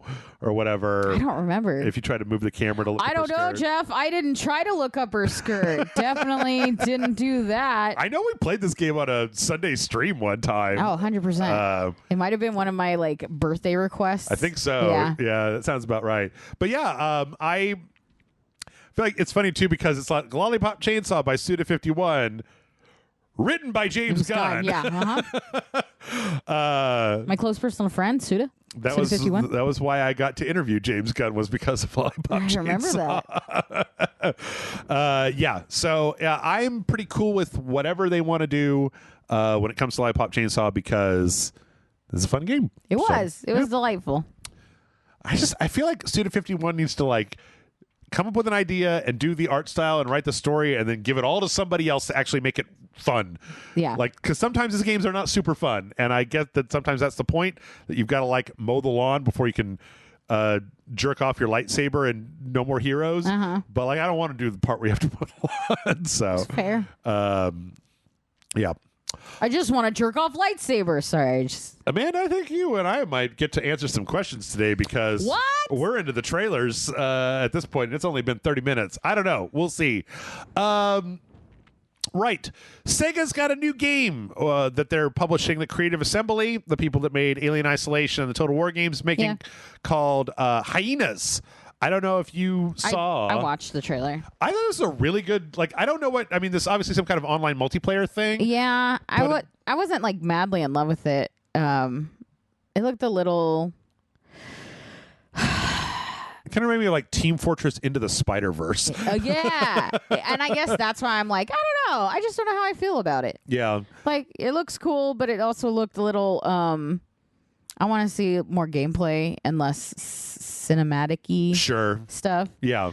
See what it actually plays like. Yeah. And does it look like this in the actual game? That's what I'm saying is because like I'm a little whatever about like these characters look awesome and then when you actually see the like gameplay and it's like not this at all. Yeah. It's just I'm a little jaded from it. Yeah, no, I get that. I just thought it was a hell of a trailer because it was very, I don't know, it was very bright, had a really cool art style. Yeah, it was a little punky. Yeah. I like the kind of the weird camera stuff they're doing with the characters.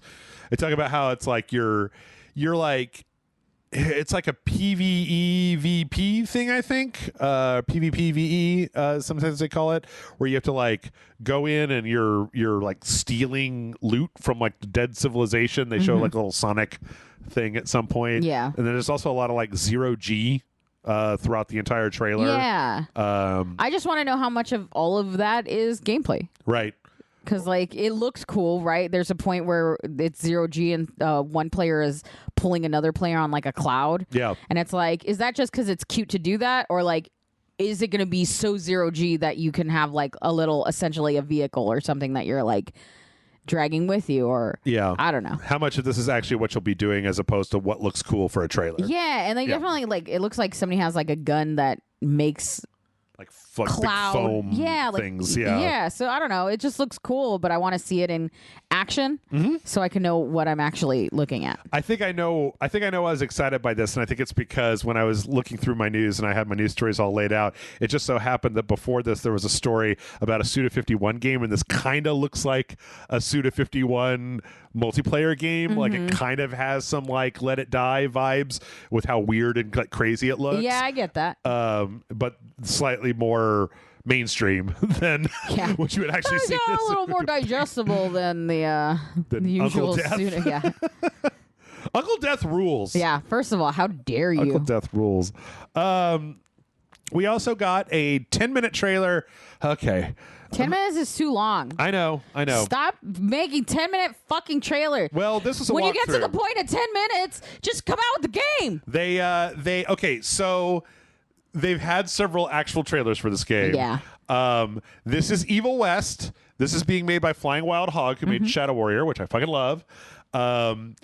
And this game, I don't like to get excited about stuff because the game industry will break your fucking heart. Yeah. But like this game looks rad. This game looks amazing. This looks so cool. I was like, a little concerned when we first started, Yeah. like the trailer, because it's it reminded me a little bit of the Sonic trailer the last time I was on, where it's just like a person wandering empty. and there's like no villains or anything. And I'm like, oh, is this just like the map with no actual thing happening? Yeah. But then you get into it and you get into the thick of it and it looks fucking cool. Yeah. It looks like, I was going to post online. I was like, because it looks like what?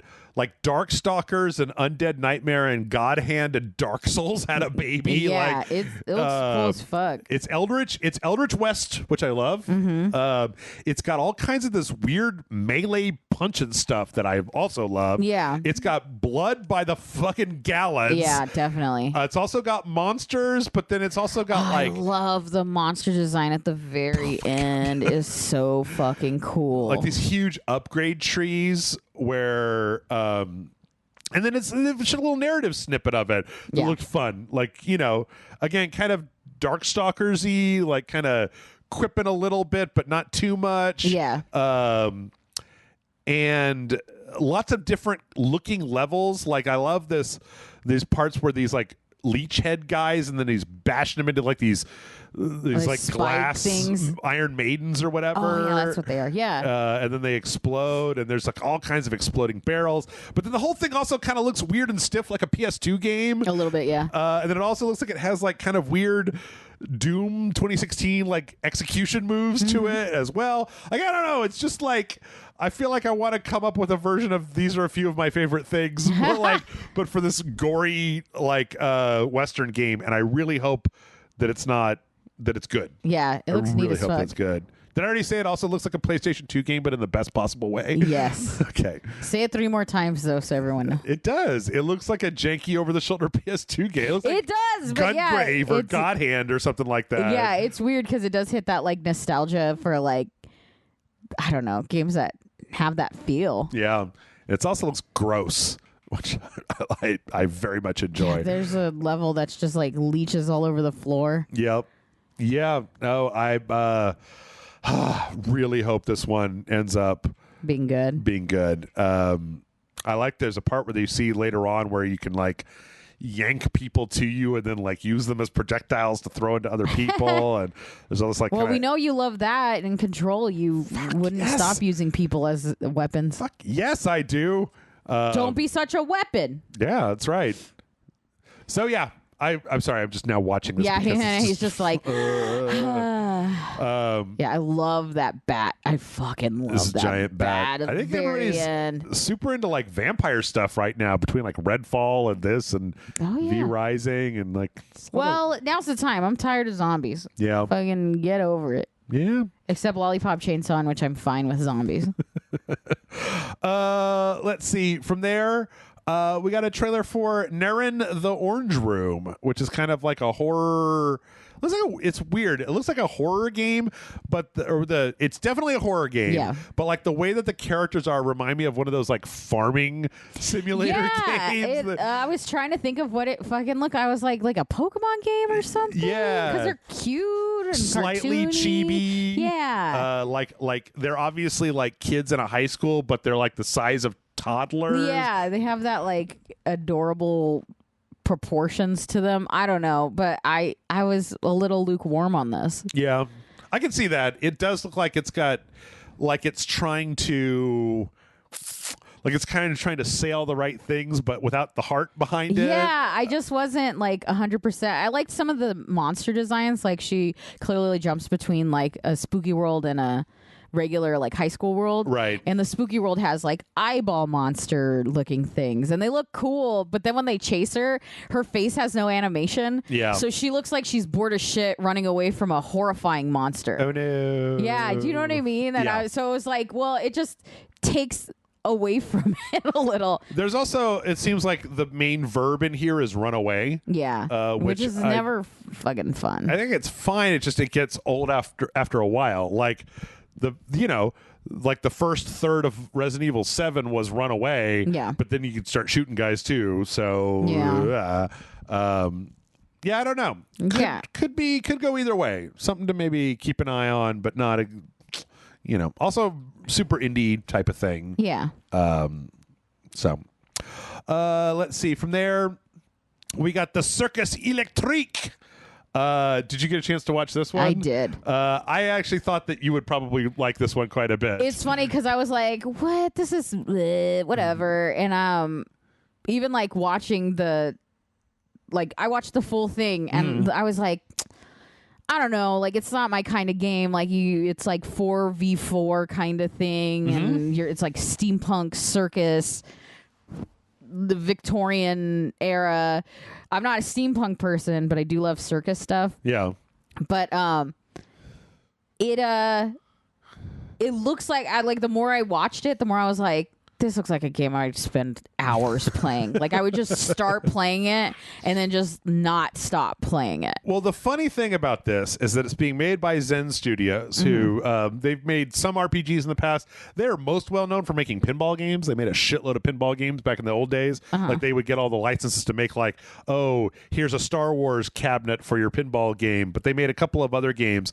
What's interesting about this game is just another game called Darkest Dungeon. Yeah. The one that has the Mike Mignola style kind of dark stuff. Like the whole like 4 people lined up on one side, 4 people lined up on the other side. That is exactly the system of Darkest Dungeon. They talk about having like a morale system, which was definitely something where people in Darkest Dungeon would get like psychic attacks, and then you would have to put them into, the church to heal their brain before you can bring them back out again.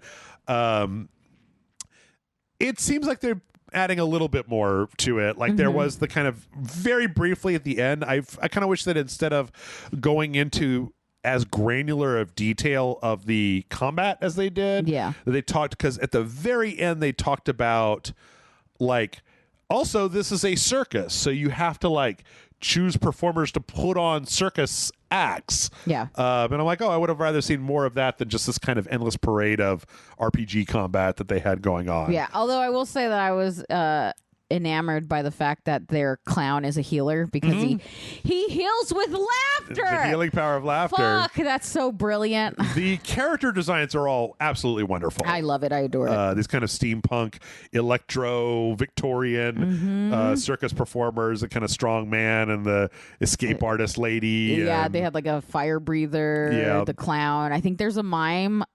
Don't quote me on that. There was definitely a mime. There's a girl with like an electric hoop thing, which was really cool. Like a hula hoop. Yeah, it was cool. I like the story when it first starts. The story sounds kind of stupid, almost bland to me, where it's very like, the people of this town have the madness. Right. And you have to watch out. We call them the vicious. And I'm like, this sounds like a Mad Lib. But I mean, overall, it doesn't really need to be super great in story, because it just looks fun to play. Yeah, a lot of it'll just depend on whether it's frictionless enough that you can end up just accidentally dumping tons of time into it. Whereas if it gets irritating with like some of the management stuff, like one of the reasons that gets a little Darkest Dungeon was always a problem for me, because I kept like I would build somebody up and then they would go crazy and then I would lose them, and I'm like, I don't have a fighter anymore, and now I'm just dying over and over again. I was never really able to get all the way into that game. But you do get like 15 characters to choose from, which is nice. For to swap out between your 4-player team. So also, if it has a compelling story, like if the story ends up being compelling in spite of the setup, that could do a lot. But that's coming out this year at some point. That's gonna be fun. Let's see. We got the announcement for release date for Lego Brawls, which is the Lego Smash Brothers game that's coming out. I'm not entirely sure that I understand the concept behind it, because it's like Smash Brothers is based on characters, and this seems to be like cowboy Lego, space Lego, ninja Lego, samurai Lego, and then there's definitely a hot dog vendor. Yes, with it shoots like mustard and ketchup. Pirate Lego. Yeah, I'll be honest, just because of the way the trailer was, I was like, it says Brawls, but is it like a Mario Kart rip? Because like everyone was in a vehicle for a second, and I was like, oh, it's like a racing game? Why would it be called Brawls? I also think that like you got to be really careful right now because like Smash may be done, but like people really like that Nickelodeon game, and then there's that that Warner Brothers one that's coming out. Yeah.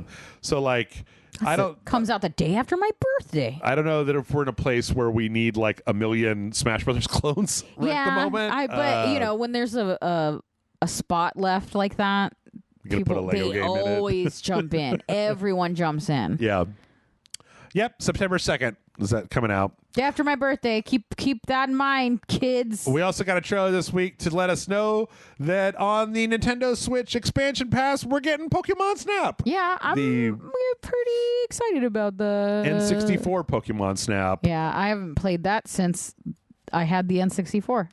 I never, for the life of me, not even after we played Pokemon Snap, I still don't really understand the appeal. But then I don't take pictures of anything. Yeah, I don't have that, whatever that is. I don't like taking pictures of anything. You don't want to preserve your memory of the Pokemons? Nope. Yeah. I question if this will actually be fun after like the new one. After the new one, and like I don't know, it's kind of hard to go back to N64 games sometimes. Yeah. So it's like, yeah, right. I mean, I'm sure it was great back then, but we're talking about like now. Did they put this out? I know they put this out on something else. It was like the Wii or the Wii U, and everybody went nuts. Probably. Like I think it was the Wii U. Wii U. Yeah, I don't know. We'll see. We'll see how it goes. I don't know. Did they say when? What this article price is? June 24th. June 24th. Yeah, so it'll be tomorrow. Out. Yeah, it'll be out by the time y'all hear this. So go get your snap on them, kids. Yeah. And then last in the trailer parade. Sorry, the headline said Atari shocks the world with decent looking game. Yeah, this game called Atari Mania that apparently is like a thing where you play as like the curator of an Atari museum, and then you get yanked into a bunch of different Atari games as kind of this character and have to kind of play weird remix versions of it, and it looks kind of fun. Yeah. I like it. I like it. Looked a little nostalgia wanky without being repetitive. Like it's its own thing still. It still looks like its own game. Yeah. I think the last time that they did this was remember that Pong Quest RPG? Oh my God. Did you and I play that? I remember it, but like a fever dream. So I'm not 100% sure. Yeah. Micro game madness. So that's coming out this summer. Yeah. That's all right. Looks fun enough. Atari is also, continuing to try to be a thing. They've kind of created this new good for them 50th anniversary logo that'll be, out for like a year as their 50th anniversary. Yeah, I would hope they don't keep it after that. That'd be weird. Yeah, it's just like kind of a number 50 and then the Atari logo. I mean, I don't really know how Atari still exists. Yeah. Like they haven't put out that many games. Hopes and prayers. Maybe just like all the money that they made back in the day, they're just like, coasting along. Yeah, just kind of. Do you think it's really quiet in their office building? You're like, I work for Atari, and they're like, what's it like? And it's just one person in a cubicle in a giant building by himself and a cricket going off. It's just like one of the founders and like 5 of his friends that he just pays to like come in and hang out. Do you guys want to go make a game? Yeah. Burritos? What should we have for lunch today? Yeah, right. That's like the first half of the day is just figuring out what we're gonna get for lunch. Hey, whatever you want, boss. I'm cool with whatever. You're paying, right? Yeah. So. I don't know why Atari is still a thing. I really just don't know. I'm glad it is. Good for you, Atari. Hell of a logo. Yeah. We got the news that the new World of Warcraft expansion, Dragonflight, will be coming out by the end of this year. No specific date, but basically World of Warcraft kind of put out a thing that indicated that it's coming out for the end of the year. Mm-hmm. I don't know who's still playing World of Warcraft. Apparently a lot of people straight up nerds, let me tell you, still doing it. Well, the thing is that like, so you've got World of Warcraft, and then they came out with World of Warcraft Classic to compete with their own game. Yeah.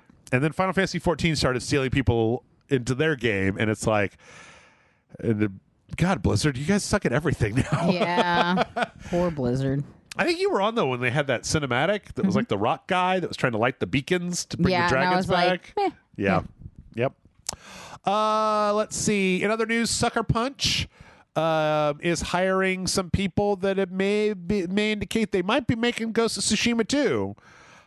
So they've got some job listings on their website, one for a technical combat designer, another for a senior combat designer, and then there's another one for an encounter designer, and they all kind of talk about meshing an action world that also has a lot of stealth elements in it together. Yeah. That could absolutely be Ghost of Tsushima 2. That could also absolutely be a new Sly Cooper and the Thieves Raccoonus game. Oh my god! I want everyone to think it's Ghost of Tsushima 2, and then Sly Cooper. An ultra realistic Sly Cooper. Yeah, hell yeah. Yeah. So we'll see. We don't have any real announcements.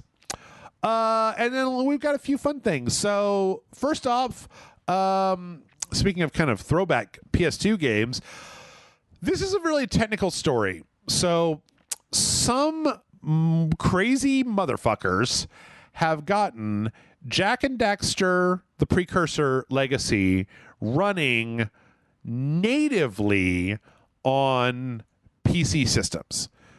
Now, normally this isn't like a big deal. Like, I feel like a lot of times we end up with stories that are kind of like this, right? Mm-hmm. But what this is not like, they're not emulating the PS2 version of this game. They took the game, decompiled it. It was written in a custom Naughty Dog engine for the time to make it run the way it did. And then they got that engine to run natively on x86 PC computers. So no emulation. Yeah. Like running Jak and Daxter code from a PS2 game, which is traditionally very difficult to get running anywhere else. Yeah. Running not just on the PC, but with enough like they show this kind of video that we're watching right now. Going through the menu systems. Like a bunch of PC specific options that can happen. Which I think is great because the crazy ass like community have started getting this thing where they're getting these older games to run natively in a way where it's like, you know, previously, in order for Jak and Daxter to run this way on a PC, it would have to be officially remastered by Naughty Dog and put out. Right. Whereas the idea that we're going to take especially PS2 games that are notoriously difficult to run and get them to run natively in an environment where you can at least make them, you know, they still look like old games, but they're high resolution. Right. Nice frame rate. Yeah, they're like crisp and clear. Yeah.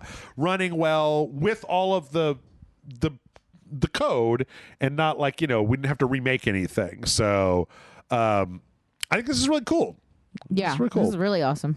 I'm not ashamed to say that I looked into some Switch emulation last week because I wanted to play the Xenoblade Chronicles on my computer with super high resolution. It's really difficult to do still. Yeah. But yeah, I don't know. I hope that this is the beginning of maybe more PS2 games getting stuff like this, because even the best PS2 emulator out there still can't run some games. Still struggles. Yeah. Yeah. But hey, who needs to run games on a PC when you could run them on a friggin' Lego brick? What? So this was a person on, let's see, James Brown, Twitter user and maker of things, made this a Lego brick with a screen on it. And then got Doom running on this tiny, like 4x4 screen Lego brick because, of course, they did. That's fucking beautiful. This article reminded me that several years back somebody got Doom running on a pregnancy test. So, like, whoa, yeah. Congratulations, it's Doom. It's Doom. Yeah. The resolution of the screen is 72x40, so you wouldn't want to play Doom on this. But speak for yourself. It's could. Perfect. Yeah. That's amazing. Yeah. I don't know why that's the first thing that they always try to get. I love it. I love that there's like a traditional thing to get to play. There's Doom on a pregnancy test. That looks horrible. It's just because it's like monochrome, and so they have to use like an external keyboard, but they're running it on the tiny screen. That looks so weird. Oh, that messes with my brain a little bit. Yeah, Doom on a pregnancy test. Yeah. Okay. Well, all right. Never mind. Never mind the teeny tiny things. How about something more dramatic? So I've actually been watching this guy for a while, but last week there's a YouTube channel called DIY Perks, and I've seen him do a lot of different things. Like he made he built a computer into the inside of a wooden desk. So it's like you just had a desk that then had like a monitor and keyboard and had a full computer like inside of the desk. Yeah. Or like there was somewhere he was hiding like his monitor like under like a shelf where you could like push it down and then it became a wooden shelf and you like put a plant on it and then you like pull it up. He does really cool kind of like hacking moddy stuff. Yeah. And last week he put out a video called Building the World's First PlayStation 5 Slim, where he basically takes a PlayStation 5 and converts it into a case that is slightly larger than a DVD case. That's intense. Yeah. It's very intense.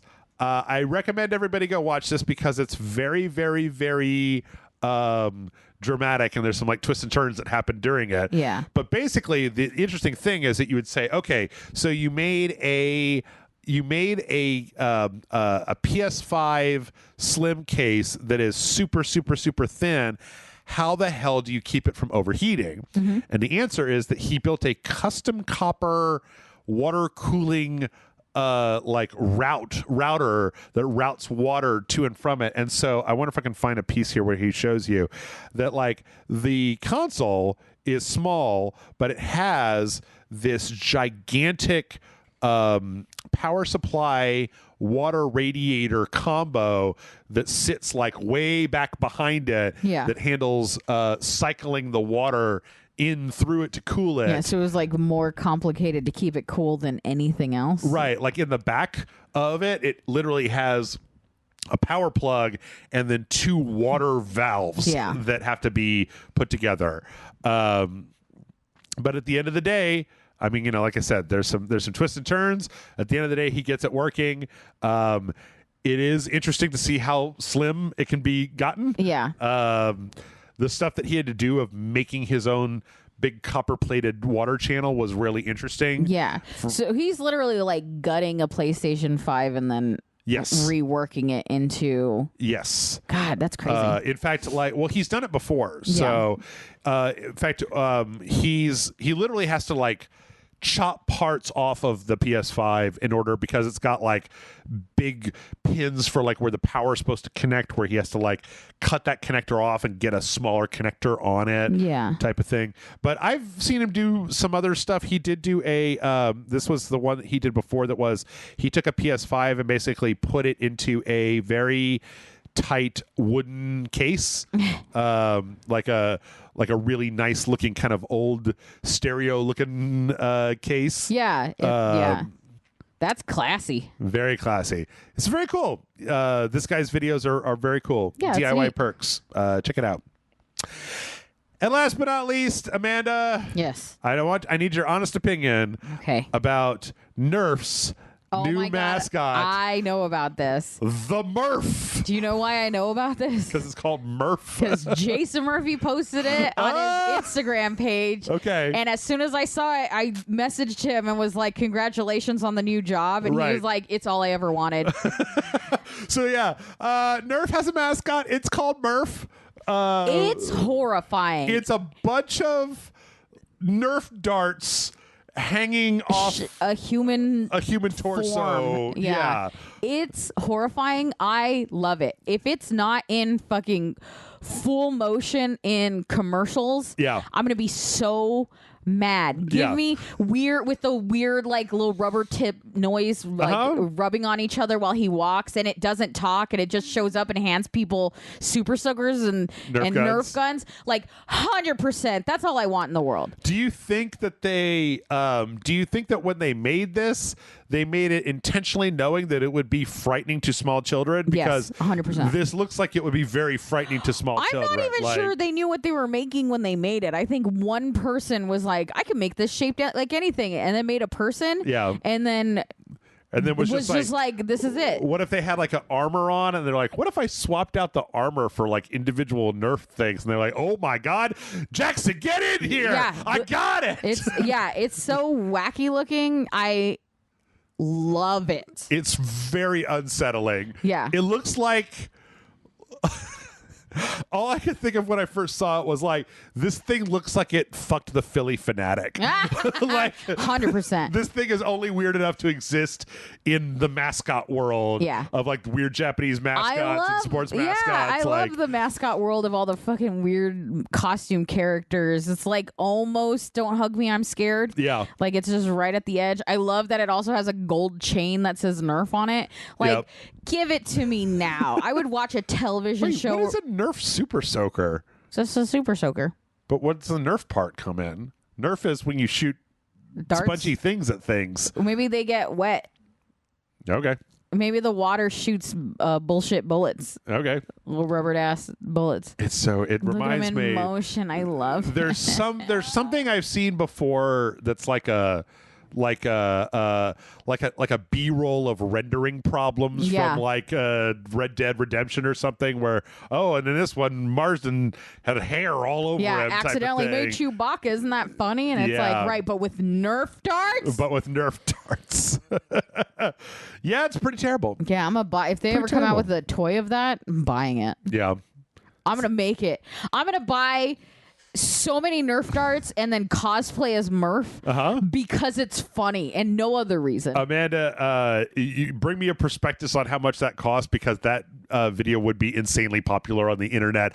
I made a Murph suit. Yeah. I literally I learned about the Murph got announced like a week ago? Something like that. Yeah, a few days ago, almost a week. By the time y'all hear this, it'll probably be a week at least. Yeah. And then I decided, you know what? I'm going to make it. Perfect. Done. Yeah. And that's it. And you know what? We've got a few minutes left, and some intrepid soul sent in a question last week. Let's get it. Let's get to normally it. I like to prioritize the Discord questions, but this person, they ended their question with like, I guess I'll get my answer in 2024. And it's like, ha! But you didn't. You better still be listening. What? Spy X Family finale this weekend? Uh-oh. That can't be. Who's emailing you the finale? It's Crunchyroll. It's them saying like, "Hey, come watch this thing because we're They're Crunchyroll." Like, we know what you want to see. Okay, here we go. Let's see. Oh yeah, here we go. This is all garbage. Amazon bullshit. Okay. Whiskey Owl of Flanders writes in and says, hello, Jeff and Amanda. Love the podcast. Want to ask a quick question. A while ago, you mentioned that Death Stranding is getting a second game in the near future, and I wondered, have you thought about the story content? Spoilers. Here's my 2 cents on the subject. How can it be spoilers if it's conjecture? We fast forward about 14 years from the last game due to mankind getting a grip on how to handle or avoid the Death Stranding. It changes its ways in how to lure humanity to its extinction, and more importantly, BB turns into Ellie and Norman Reedus into Joel from The Last of Us. Answering this question somewhere in 2023. Ha!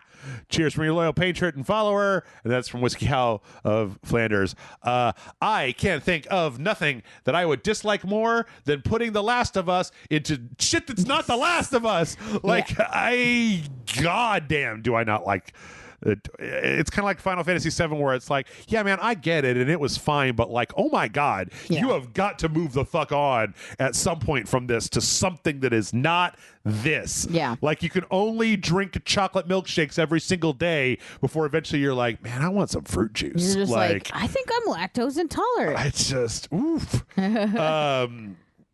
I don't know. It's interesting. I think that, I'm trying to remember what actually happened at the end of Death Stranding. I know. I'm like, fuck. I didn't play it, but I watched a lot of it. She's gonna kind of create the new extinction, and then some metaphysical Kojima bullshit happens, and they don't. and then the world is like coming back to life, and dude, I don't know. It is so hard to think of like what would Hideo Kojima do next. Yeah. Like the plot of Death Stranding is so fucking weird to begin with. It's like, well, where do you go from there? And I'm like, I don't know. If your thought is the next logical conclusion, is wrong. You're just wrong. It's not. It's not that, because that's not how these kinds of games work. I think that I can see a world where there's more, there's slightly different types of world, because a lot of that game was like traversal, right? But it was a very there was some kind of verticality and like climbing, but like I could see some like wingsuit drone stuff. Yeah, I was gonna ask, do you think it would be still very like slow pace like it was? Do you think it would be very? It's interesting to wonder. To be honest, I'm wondering what would be really strange is if this is so dark.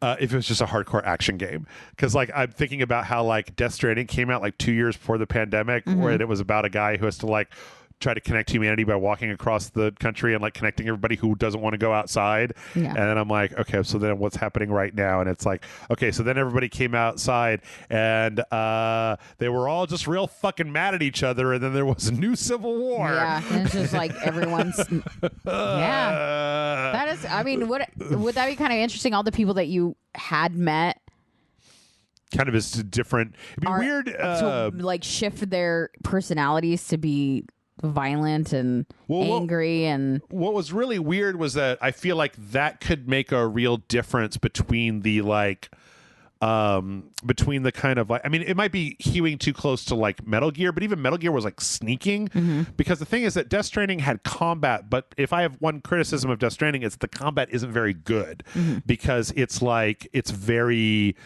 well, one, you don't want to kill anybody because they fucking explode in a nuclear explosion if you kill people. It's kind of too easy. Like the bosses are a little too easy to kill. Yeah.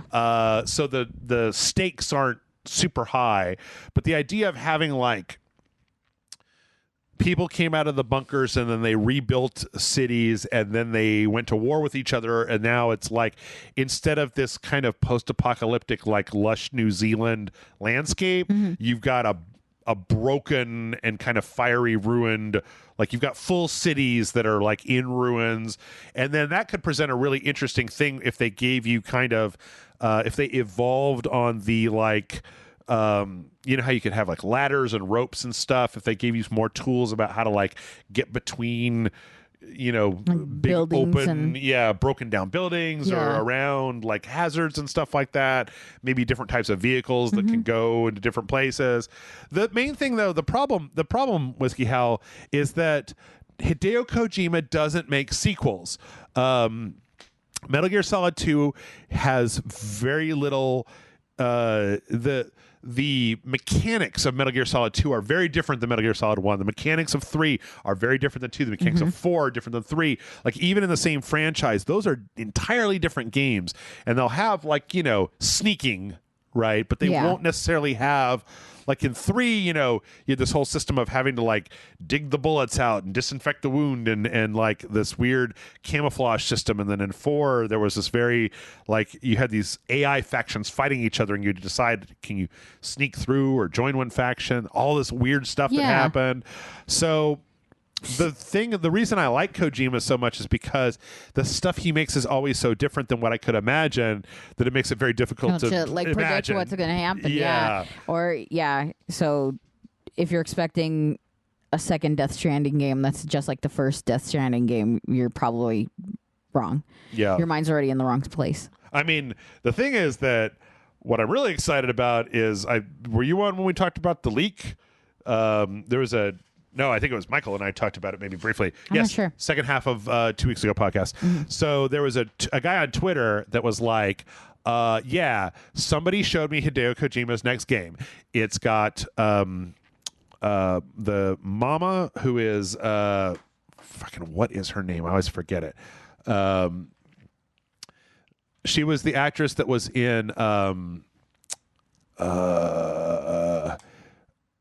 She was the actress that was in. I remember her from Once Upon a Time in Hollywood. She was like one of the little Manson clan people. Okay. But she like rode around in Brad Pitt's car with her feet out the window because it's a Quentin Tarantino movie. Yeah. Of course, they all do. Margaret Qualley, that's her name. And it had her in a dress walking down a hall, and then like some. Do you know who this is? She's not in a lot of stuff, but and then like something weird and spooky came out, and then it said like Hideo Kojima's overdose. And then like this guy went on Twitter and basically was like, I saw this. This is what happened. This is going to be Hideo Kojima's next game. And then Kojima Productions reached out and they were like, we want you to take that shit down. Yeah. Yeah. And he was like, well, I didn't sign any NDAs and I didn't show any screenshots and I just described a thing. I'm not breaking any rules. So like, no, I will not be taking this down. And then of course, then they get the second round of being able to say Kojima's company reached out and told me to take this down. And then at the Xbox show, the next to last thing that happened was Hideo Kojima popped up and it was just said, like, I'm working on a new game. I'm making a game. Yeah. So I have a feeling that it's probably this game. Yeah, they kind of forced him a little bit to say that he was working on something. Yeah. And I'm really excited because that motherfucker he's a crazy movie guy and he really likes horror. Yeah. And he wanted to make PT and they didn't make Silent Hills, right? Yeah. So he's been forced I was to going to get a Guillermo del Toro horror game, and you ruined it. I was going to get a fucking Junji Ito. Yeah. Junji Ito, Guillermo del Toro, Hideo Kojima, Norman Reedus horror game. Fuck you so hard, Konami. Yeah, Everybody seriously. forgets about that second trailer that had the Junji Ito monsters in it. Yeah. And it was just like, fuck. My heart. Yeah. But I'm glad that he's got Hideo Kojima. To me is the kind of guy that I feel like was under Konami's thumb for like 30 years. And like I'm glad that he's out now to be able to just be like, I would just do whatever the fuck I want to. And I feel like everybody else is very like, yes, you're gonna do it. Like, you know what I mean? Yeah. Nobody is like, no, you have to do it this or it has to be like that. It's just like whatever you fucking want, man. Yeah. High fives. Well, because the thing is that like, here's the thing. You could try to tell him what to do, and then he could quit and like launch a Kickstarter and make $50 million tomorrow. Yeah, Like, I would pay for that Kickstarter. I probably wouldn't even play that game. yeah. I'd be like, yeah, whatever you want to make, man. And like, I mean, I get that Hideo Kojima is not for everyone. Like, he's all the way up his own ass, and I am right there with him. Yeah. Like, Okay, sure, like creatively, but he's very David Lynch to me, where like his shit is like you have to really want to digest something heavy and yeah. weird and difficult. But like they also seem just like straight up down to earth people. Yeah. Like I follow Hideo Kojima on Twitter, and he's always His tweets are very. He's so like, hey everyone, like I haven't had ramen in a while, and Yep. I got ramen for lunch, and I'm really glad I did. And it's like, good on you, Hideo. You have a good day. Like what the fuck? There's no drama on Hideo Right? Kojima's It's so Twitter. funny. I love him so much. So yeah, I'm hoping that's a thing. Like, because the last thing in the world I want for anybody, and this includes every single game developer. This is one of those things where you could try to come at me with an example, but let me just do a mental check. Nope. I don't want people to have to make the same franchise. I don't want sequels anymore. I don't want Death Stranding 2. Yeah. I don't want Bloodborne 2. I don't want Elden Ring 2, man. I like the thing is that Elden Ring's the most interesting thing that From Software has made since Bloodborne, because they weren't just fucking vomiting up more Dark Souls. They were able to try something brand new, and oh my god, it was great. Which is why I fucking hate the Last of Us bullshit, like the way that they're making another remaster of the first Last of Us, or Final Fantasy VII for that matter, where they're just like digging up the past, and shoving their hand up the back of the corpse to make it fucking. It's so dance weird, for you. right? Like, it's just like I don't know. Sometimes I'm a big proponent of like you got to let it die. yeah, I don't understand how people don't understand. Like, you know, the way you felt when you saw something cool for the first time, you don't feel that way when you see something cool part 2. Yeah. You see it when you see something else cool for the first time. The thrill is in seeing something you haven't seen before. I love Ewan McGregor, but you're never going to feel the way about Obi-Wan that you did the first time you saw him in the prequels or whatever. I don't know. Some people, you saw him fucking fight Jango Fett or whatever. Yeah. Like, same is true for a lot of this stuff. Like the shit they dragged up this week the Multiverse of Madness is on Disney Plus. Yep. And like some of the stuff they dragged up in there, and it's just like, references to stuff I've seen before is not as interesting as new stuff, which is why Into the Spider-Verse is a mathematically better movie than No Way Home. Like, No Way Home is not bad, but No Way Home dragged a bunch of shit from the 90s and was like, Yeah. And Into the Spider-Verse, I watched it and was like, I have never seen anything that looks like this before. I've never seen anything that sounds like this before. Yeah. This is fucking blowing my brains out. My coworker watched the No Way Home and asked me about it. I hadn't seen it, but he knew I knew about comic books and stuff, and he was just like, so the multiverse is just a bunch of Peter Parkers. They're all just Peter Parkers. It's always Uncle Ben and Aunt May and Peter Parker, but like DNA apparently is different because everyone looks like a different Peter Parker. Like, I understand the idea that these are from different movies, but like, so they all look exactly the same? It's the exact same Peter Parker with minute differences in every single multiverse. And I was like, please watch Into the Spider-Verse. Like, everything you're complaining about isn't a factor in Into the Spider-Verse. Don't watch No Way Home if you want to watch Into the Spider-Verse. And if you want multiverse without any of it, watch Everything Everywhere All at Once. Hey! That's all I'm saying. There we go. Man, and Jeff finally, we got to it. Took a while.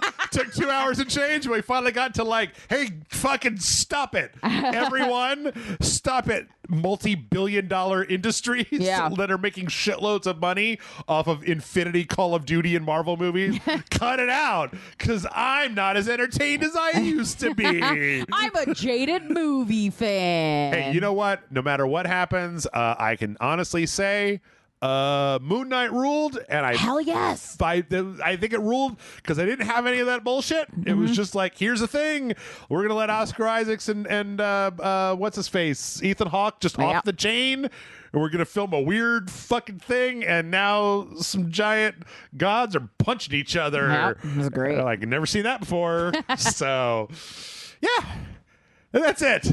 Woo. MailRageSelect.com is the email address if you want to get your question answered. I don't know. It could be now. It could be 2023. Could be 2023. could be when Final Fantasy VII Part 3 comes out.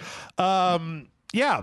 Also, as I mentioned before, patreon.com/RageSelect. Hey, if you enjoy any of this stuff, that is how we keep the lights on. And again, it's been going down a little bit recently. So I usually try to like, I'm not looking for a lot of money, but like there's a kind of a moderate like level that I like to try to keep the Patreon at. Yeah. And when it dips below that, then I gotta bug you for a little bit. And so if you give the money, then I can stop bugging you. You know. Then I'll shut up. Then I'll shut the fuck up. Yeah. We'll just do the thing. So that's it. We're done. We're out of here. Goodbye, everybody.